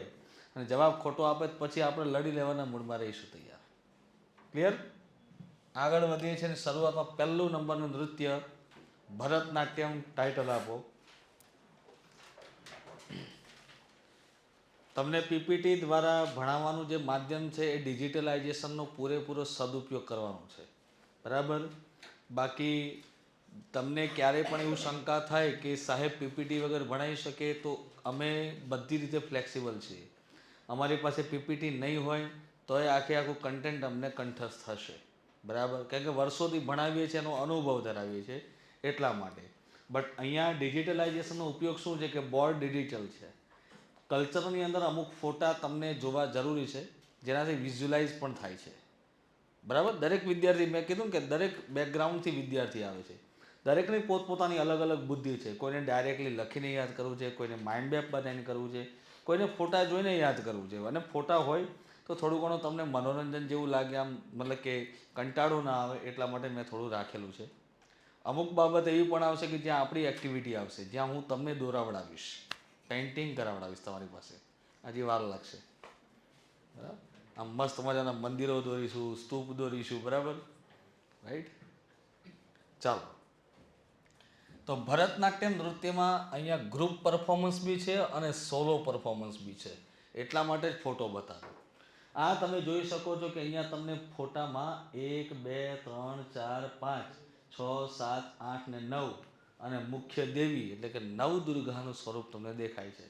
ઇન ધ સેન્સ કહી શકીએ મહિષાસુર મર્દિની, બરાબર? નવરાત્રિમાં તમે ઘણા બધાના મોબાઈલમાં ટ્યુનિંગ પણ સાંભળી હશે કે અયગિરી નંદિની નંદિત મેદિની વિશ્વ વિનોદિની નંદનુતે.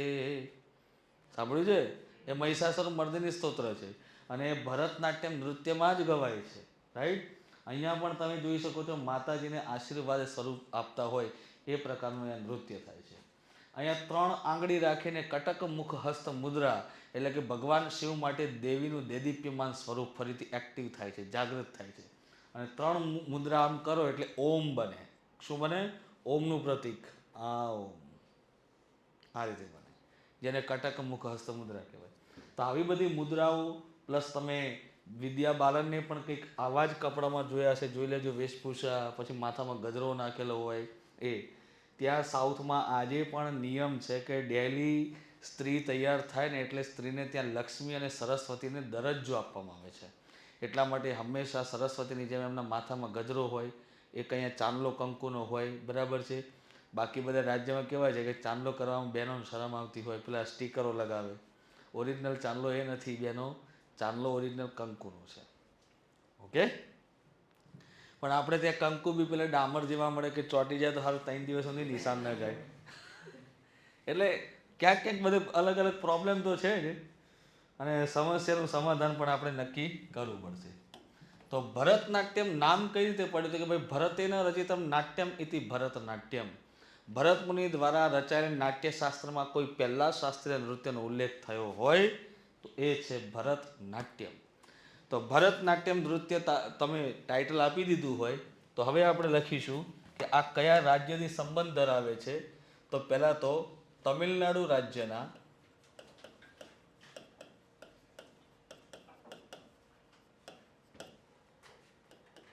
તાંજોર અને તિરુનેલવેલી જિલ્લાથી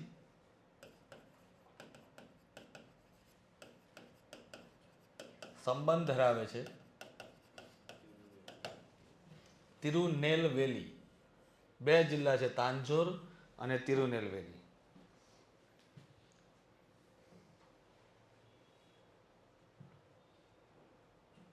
બીજી વિગત આપું છું તમને કે આ નૃત્યના આપણને પુરાવા અત્યાર સુધી મળેલા છે તો યસ, તમિલનાડુમાં આવેલા, લખતા રહેજો,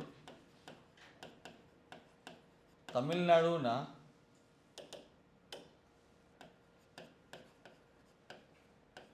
ચિદમ્બરમ મંદિરમાં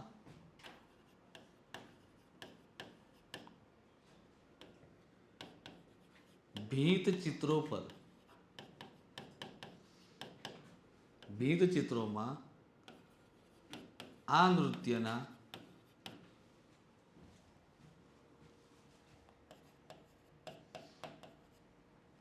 શિલ્પ સ્વરૂપે પુરાવા મળ્યા છે. મોટે ભાગે જ્યારે પણ તમે દક્ષિણ ભારતમાં જાઓ એટલે મંદિરની આગળ છે ને ગોપુરમ આવે, કંઈક આવું હોય ગોપુરમ. અને ગોપુરમમાં તમે જોશો ને તો છેક નીચેથી લઈને ઉપર સુધી અલગ અલગ મૂર્તિઓ લગાવેલી હોય. આ મૂર્તિમાં ઓલવેઝ કે જે અપ્સરાઓ હોય, સુરસુંદરી હોય, દેવદાસી હોય, એમના અલગ અલગ નૃત્યના જે માળખાગત પ્રણાલી હોય, જેના સ્ટેપ્સ હોય, મુદ્રાઓ હોય, એના ચિત્રો તમને ત્યાં કંડારેલા જોવા મળે. આ ચિત્રો કોઈ પેઇન્ટિંગવાળા નથી, આ ચિત્રો એક કંડારેલા, કોતરેલા હોય અને ભીતોમાં મૂર્તિ હોય છે.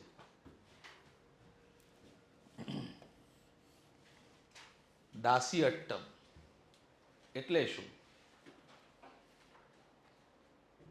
તો થોડું સમજવું પડશે. એકચ્યુઅલી આ નૃત્ય દેવદાસી પરંપરા સાથે જોડાયેલું છે. દેવદાસી પરંપરા એટલે શું તમને કહું. મંદિરની અંદર ભગવાનની સામે નૃત્ય કરવા માટે પહેલાં એક પેલું કહેવાય ને કે એક વિધિ હોય જેને પૂર્ણ કરવી પડે. આ વિધિ હોય છે દેવની સાથે જે કન્યા હોય ને એને પરણાવવામાં આવે. કોની સાથે? ભગવાનની મૂર્તિ સાથે સ્ત્રીને પરણાવવામાં આવે. અને એ જ્યારે કન્યા પરણી જાય પછી કહેવાય છે કે એને નૃત્ય કહેવાય છે કે ત્યાં મંદિરના પ્રાંગણમાં કરે છે. અને આ પરંપરાને દેવદાસી કહેવાય, કેમ કે એ કન્યા પોતે દેવના દાસી બન્યા છે એવો ભાવ રાખાય છે, જેને શું કહેવાય? દેવદાસી પરંપરા. હિન્દીમાં CCRTની બુકમાં લખેલું છે કે દેવ કે સાથ કન્યા કા બ્યાહ હોતા है जिसे देवदासी कहा जाता है. રાઈટ? આપણે દેવદાસ નથી થવાનું પણ દેવદાસી થઈ શકાય છે. ઓકે, તો લખો, મંદિરમાં પરંપરાગત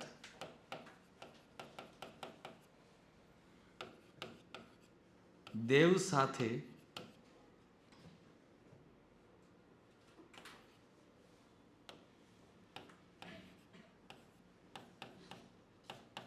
પરણાવવામાં આવેલ કન્યા દ્વારા અથવા પરણાવવામાં આવેલ કન્યા દેવદાસી કહેવાય છે.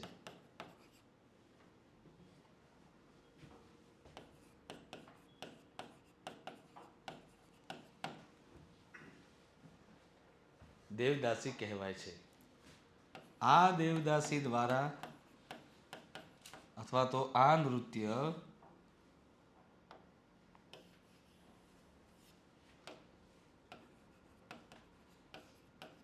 દેવદાસી દ્વારા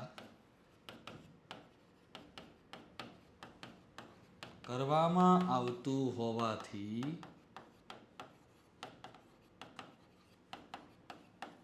તેને દાસી અટ્ટમ પણ કહેવાય છે. તેને દાસી અટ્ટમ પણ કહેવાય છે.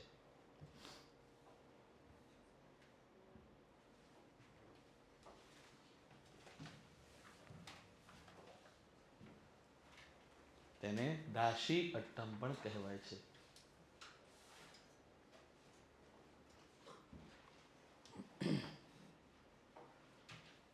તમને પૂછવામાં આવે કે દેવદાસી પરંપરાના ભરતનાટ્યમ નૃત્યના અંતિમ નૃત્યકાર કોણ હતું, તો એટલું લાંબુ લખવાની જરૂર નથી, શોર્ટમાં લખો. આ પરંપરાના અંતિમ નૃત્યકાર એટલે કે કઈ પરંપરા? દેવદાસી. આ પરંપરાના અંતિમ નૃત્યકાર ટી બાલા સરસ્વતી હતા.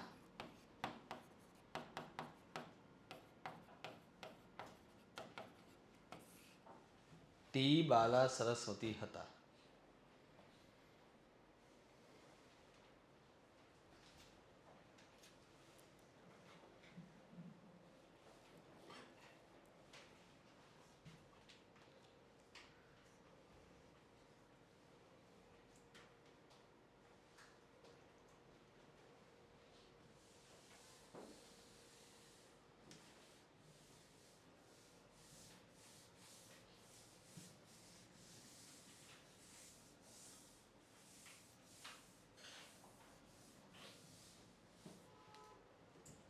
હજી લખવાનું ઘણું છે એટલે બધું ઇરેઝ કરું છું.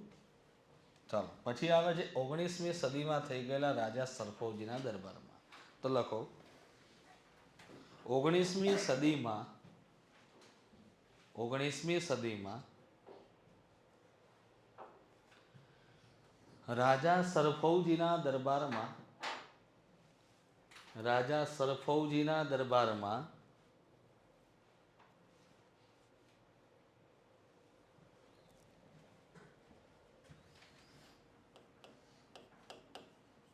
તાંજોર ચતુષ્ક તરીકે જાણીતા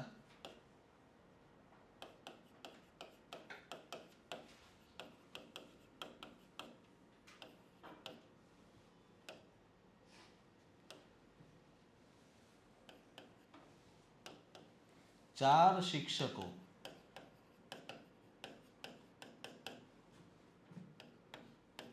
ચિન્નયા, પોન્નયા,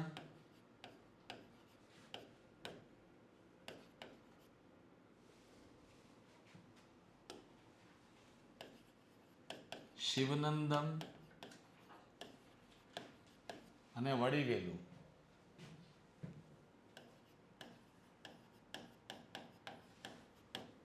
ના માર્ગદર્શન હેઠળ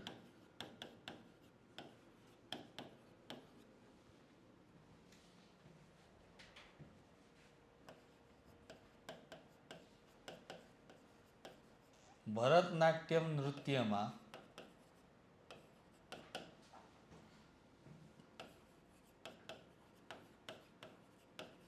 આધુનિક તત્વો શામેલ થતા ભરતનાટ્યમને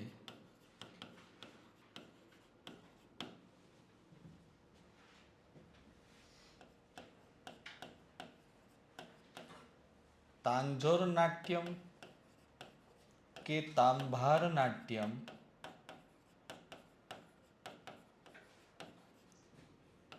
ઉપનામ મળ્યું.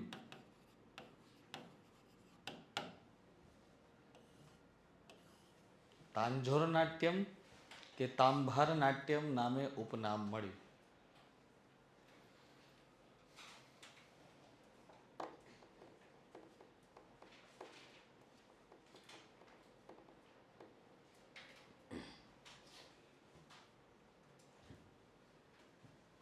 તો આ ચાર શિક્ષકો કોણ છે?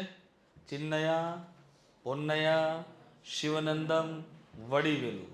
ચારે કોના દરબારમાં હતા? રાજા સરફૌજી. અને રાજા સરફૌજીના દરબારના ચાર શિક્ષકોને કયા નામથી ઓળખવામાં આવે? તાંજોર ચતુષ્ક. શું કહેવાય છે? તાંજોર ચતુષ્ક તરીકે. બરાબર, એટલા માટે મેં કીધું ચાર શિક્ષકો: ચિન્નયા, પોન્નયા, શિવાનંદમ, વાડીવેલુ. ઓકે. અને ચારે ચાર તાંજોરના હતા એટલા માટે એનું નામ પડ્યું તાંજોર નાટ્યમ અથવા તો તાંભાર નાટ્યમ. ઓકે. પછી આવે છે નૃત્ય વિદ્યાને પુનર્જીવિત કરી. પણ કોણે કરી અને કેમ, શું થયું સાહેબ? લુપ્ત થઈ ગયું હતું નૃત્ય? યસ, દેવદાસી પરંપરાના અંતિમ નૃત્યકાર ટી બાલા સરસ્વતી હતા. થયું કેમ આવું સાહેબ? કોઈ ઇતિહાસ છે? જાણવો છે તમારે? હા, જો કોઈ પણ વસ્તુને છે ને સારી રીતે જ્યારે રજૂ કરવામાં આવે ત્યારે એના નેગેટિવ પર્સ્પેક્ટિવ પણ થોડા થોડા વધી જતા હોય છે. બહુ સુંદર અને સકારાત્મક રીતે ભરતનાટ્યમ ચાલતું હતું. જે કન્યાઓને દેવ સાથે પરણાવવામાં આવતા હતા એ દેવદાસીઓ નૃત્ય કરવા લાગ્યા.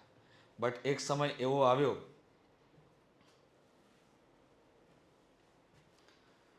હા, ક્લાસિકલ ડાન્સ જાહેર થવા માટેના કોઈ ક્રાઇટેરિયા હોય છે? યસ, હોય છે. ક્રાઇટેરિયા એવું હોય છે કે એમાં પ્રોપર તાલીમ આપવામાં આવતી હોય. બરાબર. અને એ તાલીમબદ્ધ વ્યક્તિ જ કરી શકે, બીજું કોઈ વ્યક્તિ ન કરી શકે, તો જ એને શાસ્ત્રીય એટલે કે ક્લાસિકલ ડાન્સ તરીકે જાહેર કરવામાં આવે. શું આપણા ગુજરાતમાં યોજાતા ગરબાને શાસ્ત્રીયનો દરજ્જો મળી શકે ખરો? કે આજકાલ ગરબાના પણ ડાન્સ ક્લાસ ચાલે છે એટલા માટે કહું છું. ના થાય. કેમ? કે પહેલાં તો મૂળ જે પરંપરાગત ગરબા હતા એ તો કોઈ ગાતા જ નથી. બધાને કંઈક નવા અને યુનિક જ કહેવાય છે કે પદસંચલનનો સ્ટેપ્સ લાવવા હોય છે. એમાંય જે મૂળ જે ગુજરાતના ગરબા છે, ગરબા કેવા હતા? તો કે કોઈ વ્યક્તિને ગરબા ગાવા એ દરેકનામાં હતું, ગાતા. કોઈ પણ ગરડું વ્યક્તિ આવી જાય, 2 તાલી 3 તાલી એને ફાવે. મૂળ શું છે? તાલી. અત્યારના ગરબામાં નથી જ રહી તાલી, વાગે છે ખાલી, બસ. ગરબા જેવું કાંઈ રહ્યું નથી. ટોટલી ફિલ્મ ઇન્ડસ્ટ્રીના બધા બોલિવૂડના એવા બધા સોંગ ઉપર આજકાલ તો ગરબા ગવાય છે. જે મા કાલીના ગરબા, કજોડાના ગરબા. ઘણા લોકો કહે છે સાહેબ સમય સાથે બધું બદલાયું, પણ સમય સાથે બદલાવું બહુ જરૂરી છે. બટ એ દેવી પરંપરા છે અને એને દેવી પરંપરા મુજબ રાખો. એમાં સ્તુતિ ગાવાની હોય, સ્તુતિ જ ગવાય. એમાં આપણે વેશભૂષા સારી જ પહેરીએ છીએ. બહેનો જેમ કે ચોરી, ચણિયા ચોરી પહેરતા હોય, પુરુષો બધા ટ્રેડિશનલ જબ્બા લેગા વગેરે પહેરતા હોય છે. તો એમાં આપણે બધું જાળવીએ છીએ. બરાબર.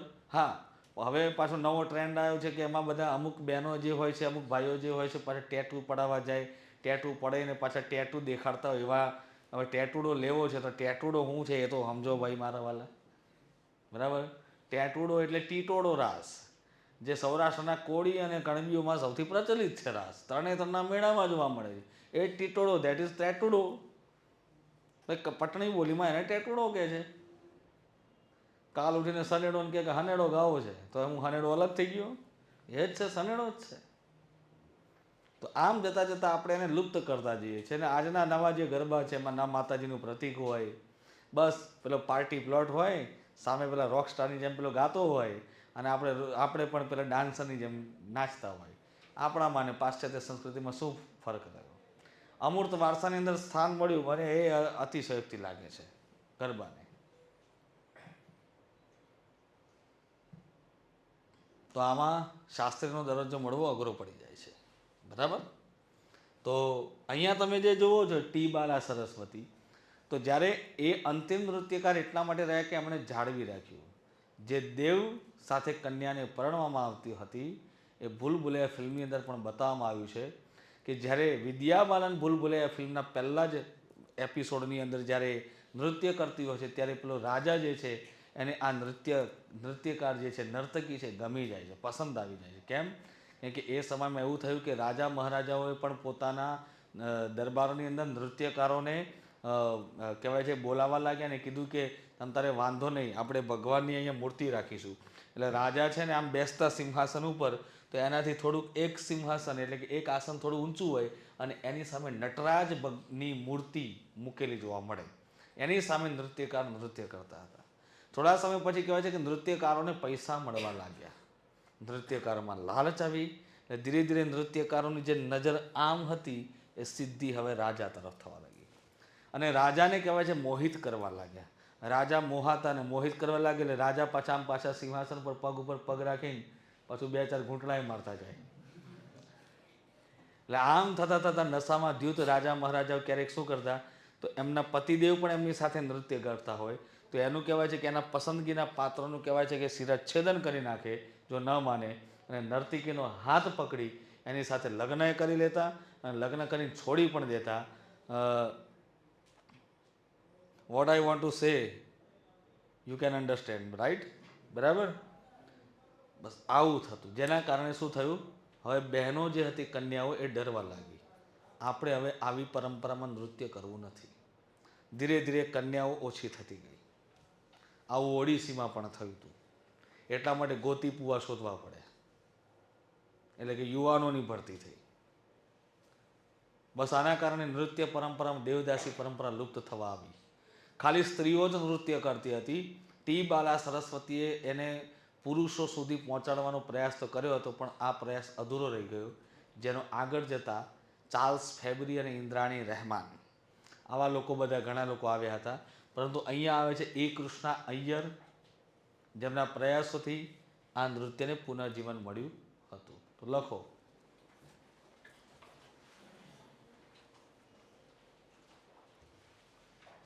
આ નૃત્ય વિદ્યાને પુનઃજીવન આપવામાં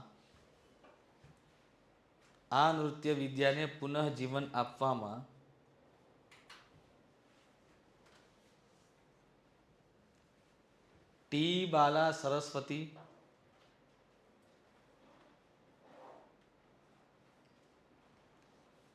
ઈ કૃષ્ણા અય્યર, ઈ કૃષ્ણા અય્યર લખ્યું શોર્ટમાં, અય્યર નામ યાદ રાખજો પાછળ. ઈ કૃષ્ણા અય્યર તેમજ ઇન્દ્રાણી રહેમાન, હું નામ લખવું જ પડશે મારે. બાલા સરસ્વતીનું નામ યાદ રહી ગયું. ઈ કૃષ્ણા અય્યર,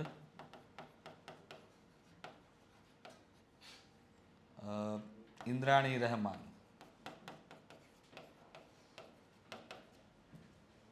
અને ટી બાલા સરસ્વતી, આ ત્રણેક વ્યક્તિઓ જે હતા એમના માર્ગદર્શન હેઠળ, એમના લીધે, એમના પ્રયાસોથી નૃત્ય વિદ્યાને પુનઃજીવન મળ્યું. ઇવન કે ટી બાલા સરસ્વતી ખાલી સ્ત્રીત્વ વિરુદ્ધમાં હતા. એમણે કીધું આ નૃત્યને તો પુરુષ પણ કરશે, અને જો એ દિવસ પુરુષ કરતો થશે તો આ નૃત્ય વિદ્યાને ચોક્કસથી એક પુશઅપ મળશે.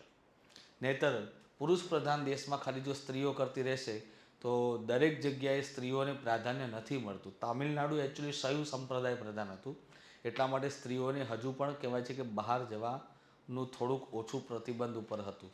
જ્યાં વૈષ્ણવ સંપ્રદાય હોય ને ત્યાં સ્ત્રીઓને પ્રાધાન્ય વધારે મળે, લાઈક કથક નૃત્ય, મણિપુરી નૃત્ય, ઓડિસી નૃત્ય, આ બધામાં. બરાબર. આવું બધું થોડુંક ધ્યાન રાખવું પડે છે. આ બધું કેવું સમજેલું કહેવાય. આ સમજેલું જ્ઞાન, જેના માટે કહેવાય છે કે જાણ્યા વગરનું જીવન અને સમજ્યા વગરનું ભણતર, આ બે નકામું હોય. જે જીવનને ન જાણે એ સુસાઇડ જ કરે, અને જે સમજ્યા વગર ભણે એ હંમેશા ગોથા જ ખાય. આ ક્રાઇટેરિયામાંથી આપણે પસાર થવાનું છે.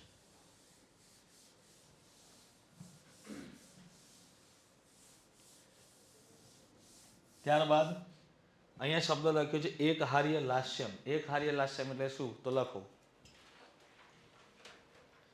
નૃત્યકાર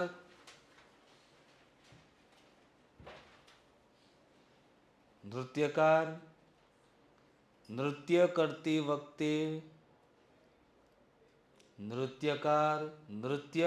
વખતે એક જ અભિનયમાં ઘણી બધી ભૂમિકાઓ રજૂ કરે છે. એક જ અભિનયમાં ઘણી બધી ભૂમિકાઓ રજૂ કરે છે. આપણે નહીં કહેતા હાથીના દાંત ચાવવાના અને બતાવવાના અલગ, આ એ રીતે કહેવાનો એમનો ટોન કંઈક અલગ હોય, પણ સમજનાર વ્યક્તિઓ કે પેલું કહેવાય કે ઈશારા એ કાફી છે, તો એવી રીતે એને સમજવું પડે. એટલે એક જ અભિનય અઢળક ભૂમિકાઓ કહી જાય છે. અગ્નિ નૃત્ય એટલે શું? તો ભાઈ આ નૃત્યકારમાં તમને આમ ભલે દેખાતા આમ ભાઈ રૂપ સુંદરી છે, બરાબર છે, કે રૂપનો અંબાર હોય, ગમે તે તમે બોલતા હોય, પણ હકીકતે તમે આમ આખું જે સાડી અમને જે પહેરેલી છે એનો લાલ રંગ છે ને પીળો રંગ છે, જે આગને દર્શાવે. શું છે? Fire motion. બરાબર? તો લખજો, આગ. આ નૃત્યમાં આગરૂપી મુદ્રાઓ સામેલ હોવાથી, આ નૃત્યમાં આગરૂપી મુદ્રાઓ સામેલ હોવાથી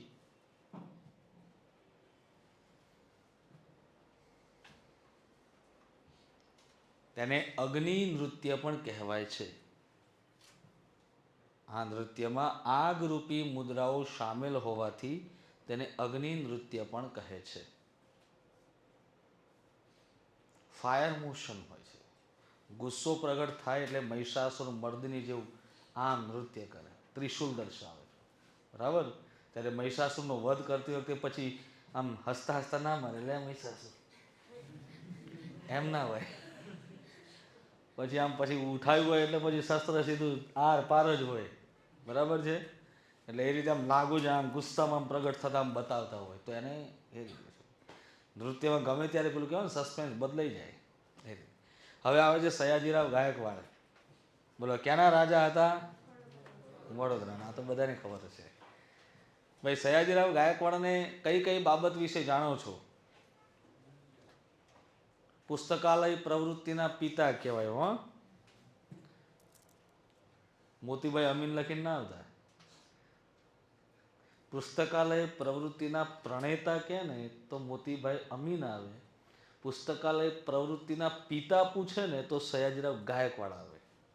લોકોને વાંચવા માટે પુસ્તકાલય ઊભું કરનાર વ્યક્તિ આ હતા, અને એની પ્રેરણા પૂરી પાડનાર વ્યક્તિ મોતીભાઈ અમીન હતા.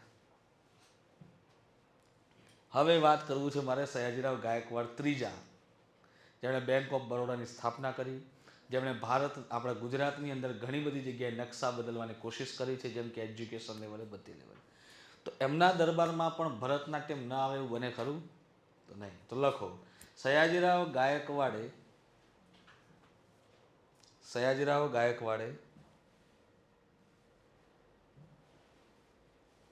પોતાના દરબારમાં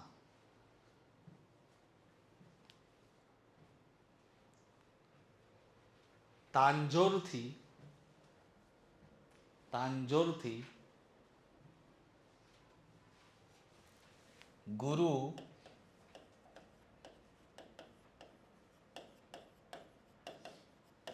કુબેરનાથ તંજાવુરકરને પોતાના શિષ્યો સાથે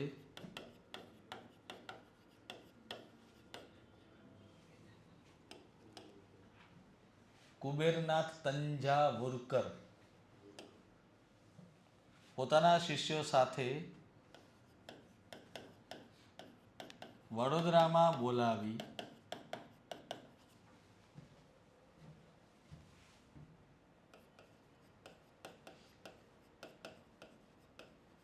ભરતનાટ્યમ નૃત્યને ગુજરાતમાં પ્રસિદ્ધ કર્યું.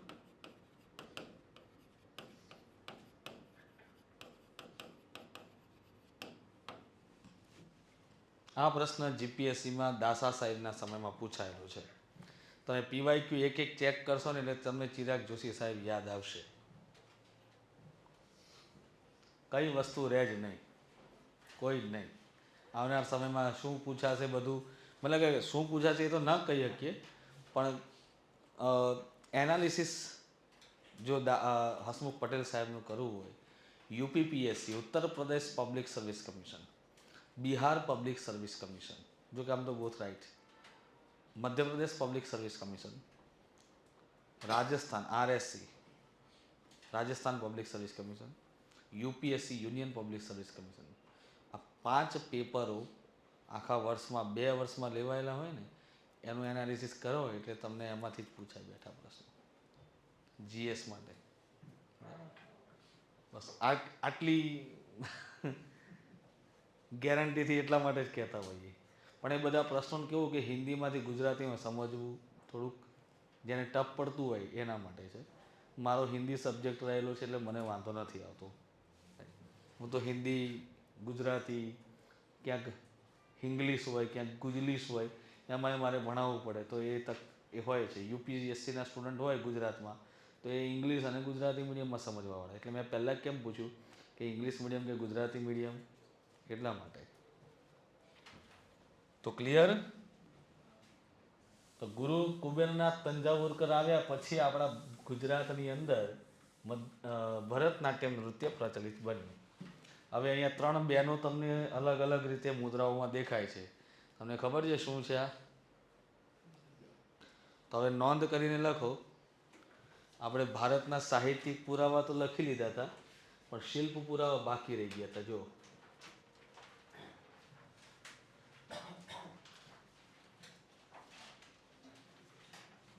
ક્યારેક ક્યારેક આવું રહી જાય તો કંઈ વાંધો નહીં. મારી જે સિક્વન્સ હોય છે એમાં કંઈક ને કંઈક તો યાદ આવી જાય છે. લખો, નોંધ કરીને લખજો કે ભારતીય શાસ્ત્રીય નૃત્ય માટે 3 શિલ્પ પુરાવા મળી આવેલા છે.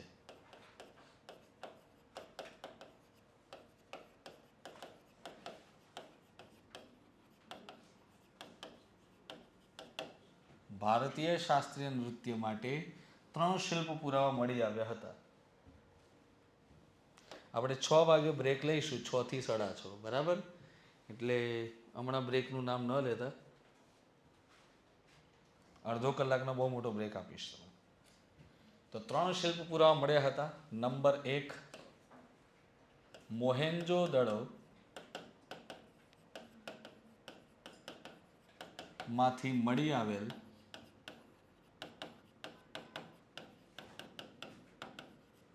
કાંસ્ય નર્તકીની મૂર્તિ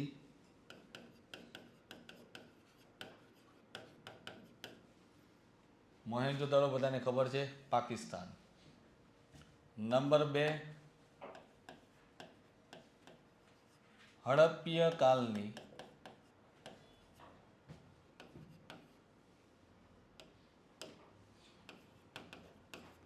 સ્ટેટાઇટ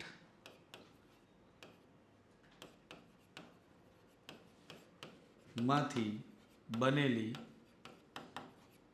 પુરોહિતની મૂર્તિ.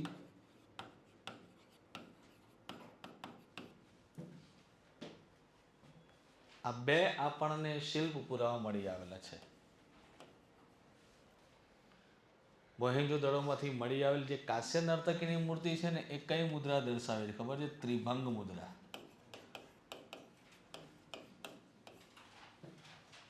અને એ જ ત્રિભંગ મુદ્રા આવી ગઈ. એટલા માટે મારે તમને લખાવવું પડે.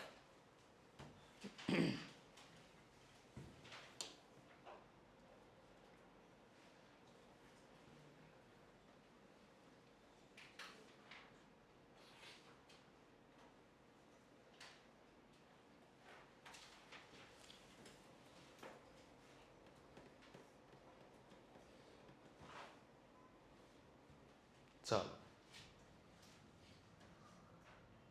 હવે પાછા ભરતનાટ્યમ તરફ આવીએ.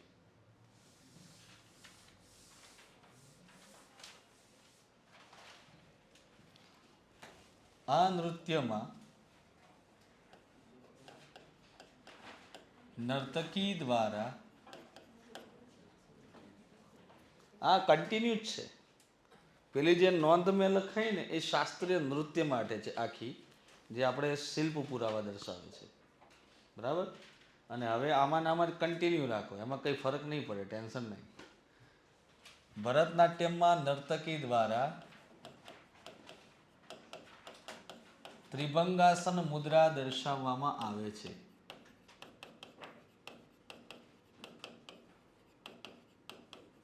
તમારે અલગ હાસ્યો ન પાડો ચાલે એમ છે. નર્તકી દ્વારા ત્રિભંગાસન મુદ્રા દર્શાવવામાં આવે છે. ત્રિભંગાસન મુદ્રામાં કઈ 3 મુદ્રા હોય છે? તો નંબર 1 પર આવે છે સમભંગ. જે પહેલો જે ફોટો છે એને સમભંગ મુદ્રા કહેવાય. આ પ્રશ્ન દાસા સાહેબે પણ પૂછેલો છે કે કયા નૃત્ય દરમિયાન નૃત્યકાર પોતાના આખા શરીરનો સમતોલ ભાગ ઘૂંટણ પર રાખે છે. જો છે ઘૂંટણ પર આખા શરીરનો સમતોલ ભાગ, તો એને કઈ મુદ્રા કહેવાય? સમભંગ. તો લખો, આ મુદ્રા દરમિયાન નર્તકી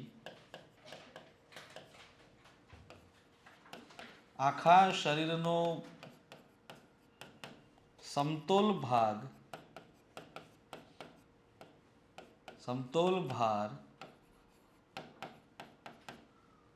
ઘૂંટણ પર રાખે છે,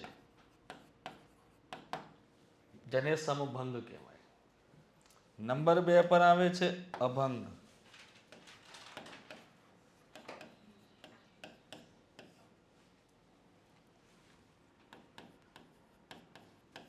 શરીરનો બે જગ્યાએથી, બે સ્થાનેથી, અથવા તો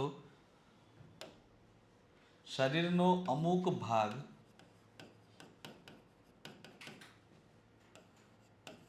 બે જગ્યાએથી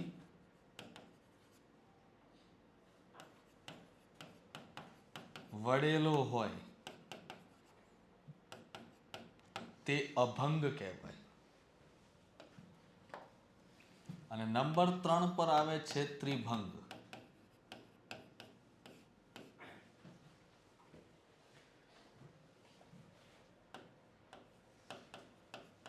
શરીરનો 3 ભાગથી ઝુકાવ હોય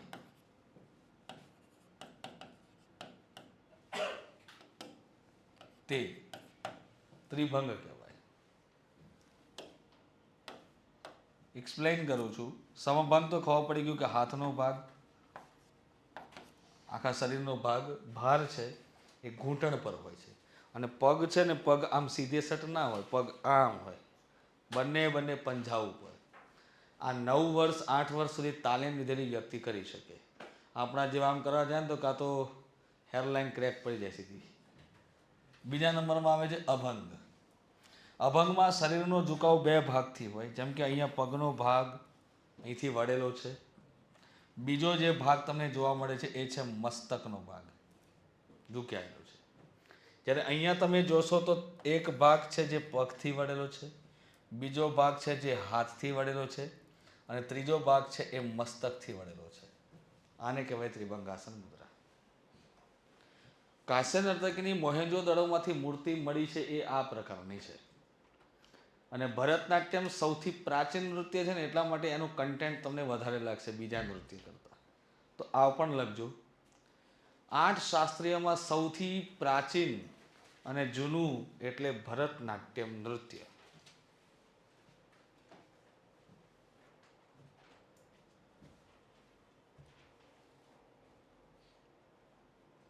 નહીં, થર્ડ નથી, 3 બેચ છે શિલ્પ પુરાવા. હો, પેલામાં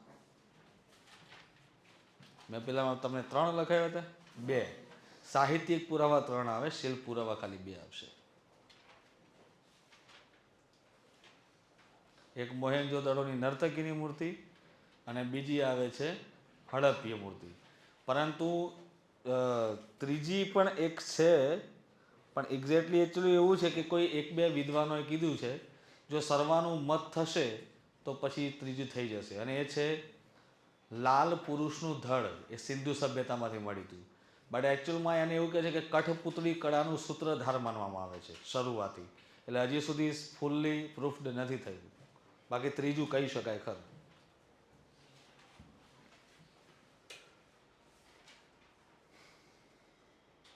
તો લખ્યું ભરતનાટ્યમ એ સૌથી પ્રાચીન જૂનું નૃત્ય માનવામાં આવે છે. હવે આ બધું થઈ જાય એટલે ઘણાને પ્રશ્ન થાય કે સાહેબ, અમે માનો કે ભરતનાટ્યમ નૃત્ય શીખ્યા અને પહેલી વાર અમને મંચ પર લાવવામાં આવે તો એને કંઈ કહેવાય ખરું? કે ડાયરેક્ટ તમે આવી ગયા બસ ચાલુ કરી દો નૃત્ય, એવું?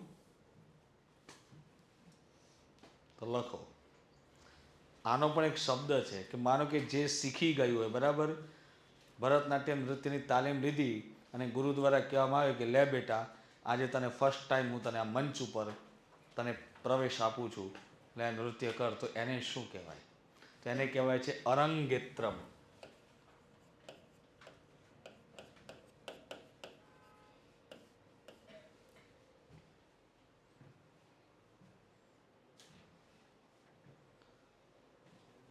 ભરતનાટ્યમ નૃત્યની તાલીમ, ભરતનાટ્યમ નૃત્યની તાલીમ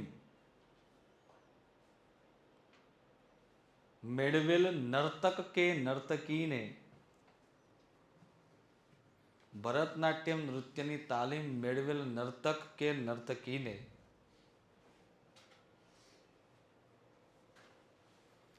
પહેલી વાર જ્યારે મંચ પૂરું પાડવામાં આવે, પહેલી વાર જ્યારે મંચ પૂરું પાડવામાં આવે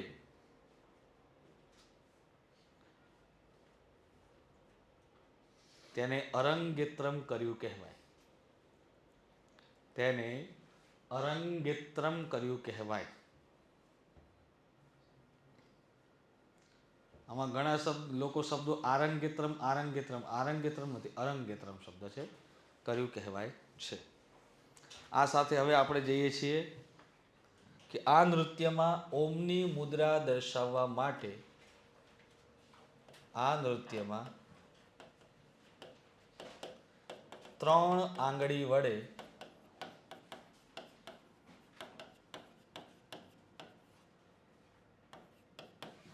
ઓમની મુદ્રા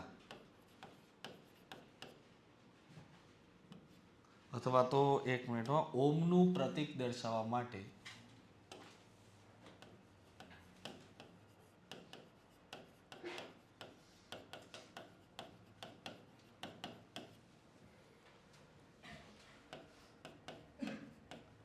કટક મુખ હસ્ત મુદ્રા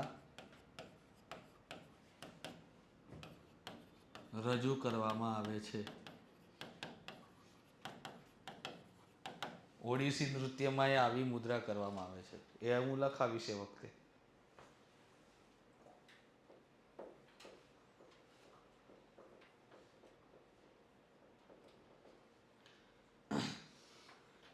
ફેક્ટ બેઝ શું કહેવાય કે સબ્જેક્ટ છે.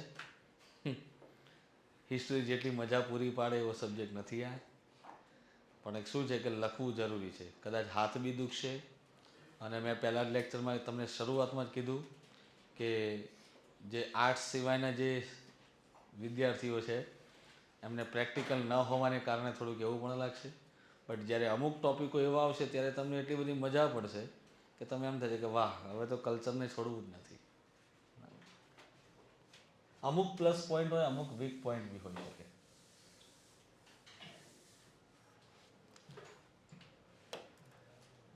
આ છે ભરતનાટ્યમનો નૃત્યક્રમ. જો કોઈ પણ વસ્તુ હોય, ચાહે એની દરેકની પોતાની સિક્વન્સ હોય. ફિલ્મ જોતા હોય તો ફિલ્મની પણ સિક્વન્સ હોય, નૃત્યની પણ સિક્વન્સ હોય. તો લખીશું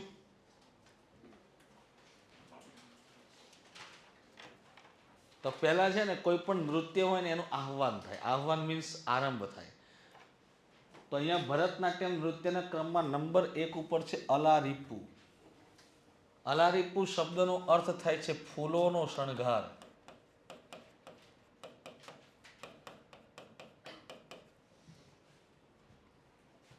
અલારીપુ જેનો અર્થ થાય છે ફૂલોનો શણગાર.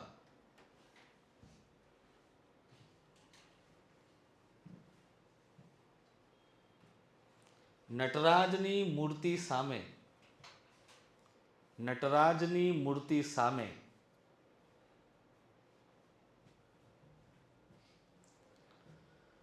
નર્તક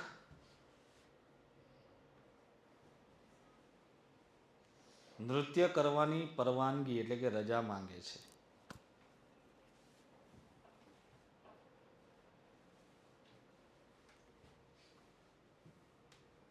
પછી આવે છે જતિસ્વરમ. જાતિસ્વરમ નહીં, જતિસ્વરમ. નંબર 2 જતિસ્વરમ.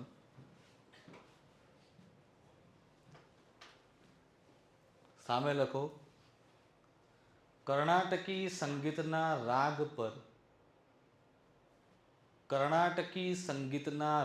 પર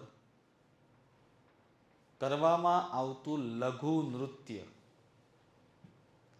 કર્ણાટકી સંગીતના રાગ પર કરવામાં આવતું લઘુ નૃત્ય. લઘુ મીન્સ એક સામાન્ય પેશગી હોય જેનું રજૂઆત કરવામાં આવે. પછી લખો શબ્દમ.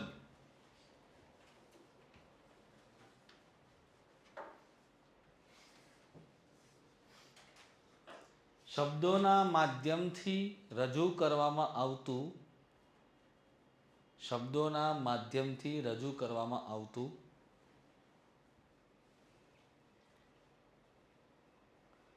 નાટકનું અંશ. એક સામાન્ય નાટકની ભૂમિકા હોય. શબ્દોના માધ્યમથી રજૂ કરવામાં આવતું નાટકનું અંશ અથવા નાટકીય અંશ એવું પણ લખી શકો છો. અંશ સમજાવું છું. એક નાટક હોય ને, પ્રોપરલી નાટક ન હોય, આખું નાટક કરે તો નૃત્ય સાઈડમાં રહી જાય, પણ એક ભૂમિકા દર્શાવે, આમ દર્શાવીને પછી થોડું આમ કરે, મિમિક્રી કરે, આમ કરે, એને નાટક કહેવાય. તમે વિદ્યા બાલનને જોજો કે પેલી માધુરી દીક્ષિત જ્યારે નૃત્ય કરીને આવે ને તો આમ હાથ રાખીને જોજો, આમ વિદ્યા બાલન આમ કરીને આમ જોશે. દેટ ઇઝ શું કહેવાય? શબ્દ. એ થોડી ભૂમિકા અદા કરી. જો તમને ફિલ્મ મેં હજી જોયું નથી, મેં ગીત જોયું છે અને હું એ ગીતનો રાહ જોતો જ હતો કે આ બંનેનું ગીત ક્યારે આવે. અને ટી સિરીઝે જે દિવસ લોન્ચ કર્યું ને, એટ અ ટાઈમ સીધું લાઈવ જોયું હતું મેં. અંદરથી એટલી ઉત્સુકતા છે કે વિદ્યાર્થી સામે જાઉં તો કંઈક નવું લઈને જાઉં. આ એક ભણાવવાની બહુ ઉત્સુકતા છે. બસ આવી ઉત્સુકતા તમારે બતાવવાની છે કે આમ નિંદ્રા નામનો શબ્દ અને કંટાળો નામનો જે શબ્દ છે ને બહુ જૂનો થઈ ગયો છે. એ અંદરથી જે મોટિવેશન જે આપણે જાતે અંદરથી આવે ને એવા મારા શબ્દોથી નહીં આવે, કોઈના પણ શબ્દોથી નહીં આવે. પછી આવે છે વર્ણનમ. તો લખો તાલબદ્ધ.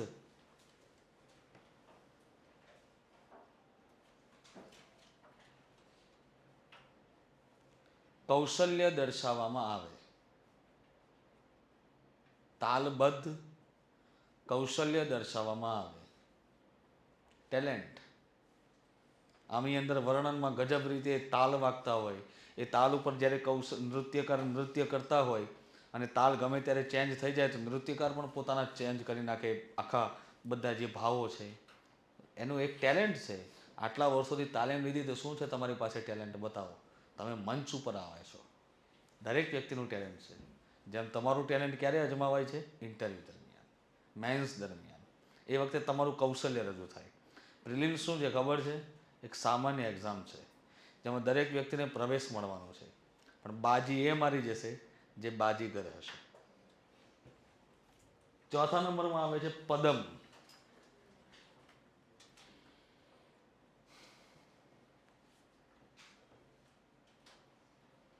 આ સમયમાં લખો પદમ. પદમ અને જાવલી એવું બંને લખજો. પદમ અને જાવલી. હા, આમાં નામ પદમ અને જાવલી નૃત્યમાં થતા પ્રેમ પ્રસંગોની આસપાસ રચાયેલું રહે છે. પદમ અને જાવલી નૃત્યમાં રજૂ થતા પ્રેમ પ્રસંગોની આસપાસ રચાયેલું રહે છે.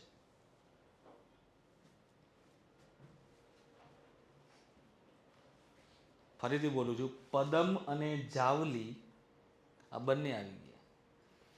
નૃત્યમાં રજૂ થતા પ્રેમ પ્રસંગોની આસપાસ રચાયેલું રહે છે. તમને ન યાદ રહે તો એક ટ્રીક બતાવું છું કે જાવલી પરથી યાદ રાખવાનું લવલી. તો થઈ ગયો ને પ્રેમ શબ્દ લવલી. ઓકે. આ પદમ અને જાવલી જ્યારે રજૂઆત થાય ને એના પહેલા બીજા 2 સ્ટેપ કરવામાં આવે છે પણ પરીક્ષામાં નથી પૂછાતા. If you want to crack UPSC examination you should. તો લખો પદમ અને જાવલીની પહેલા ક્રમશઃ અભિનય અને કીર્તનમ કરવામાં આવે.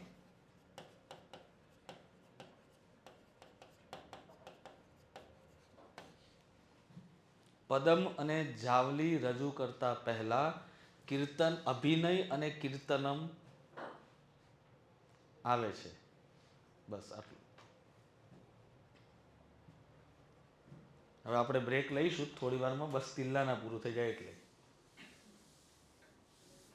અને હવે આવે છે તિલ્લાના. નૃત્યનું અંતિમ ચરણ. તિલ્લાના નૃત્યનું અંતિમ ચરણ.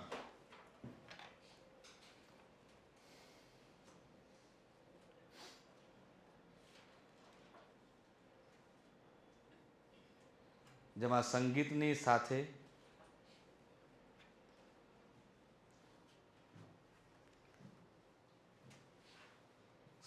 સાથે સમાપ્ત થતું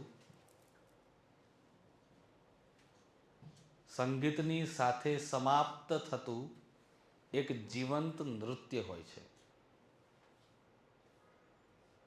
સંગીતની સાથે સમાપ્ત થતું એક જીવંત નૃત્ય હોય છે. જેમાં નોંધ કરીને લખજો,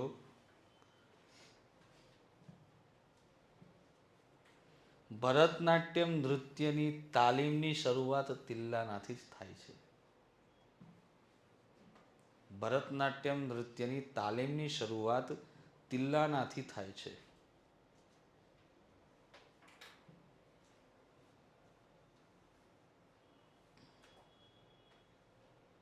તમને નથી કહેતો, એક લાઈવ સ્ટુડન્ટ પૂછી રહ્યા છે કે સાહેબ બીજી છેલ્લી લાઈન ફરીથી બોલજો. તો પદમ અને જાવલીવાળી જે લાઈન છે હું બોલું છું. પદમ અને જાવલી નૃત્યમાં રજૂ થતા પ્રેમ પ્રસંગોની આસપાસ રચાયેલું રહે છે. એને પદમ અને જાવલી કહેવાય. જાવલી પરથી તમે યાદ રાખી શકો છો લવલી. અને આ બધું તમારા માટે છે, બરાબર. 6:30 પાછા આપણે મળીએ છીએ, 6:31, બરાબર. ત્યાં સુધી તમે બ્રેક લઈ લો.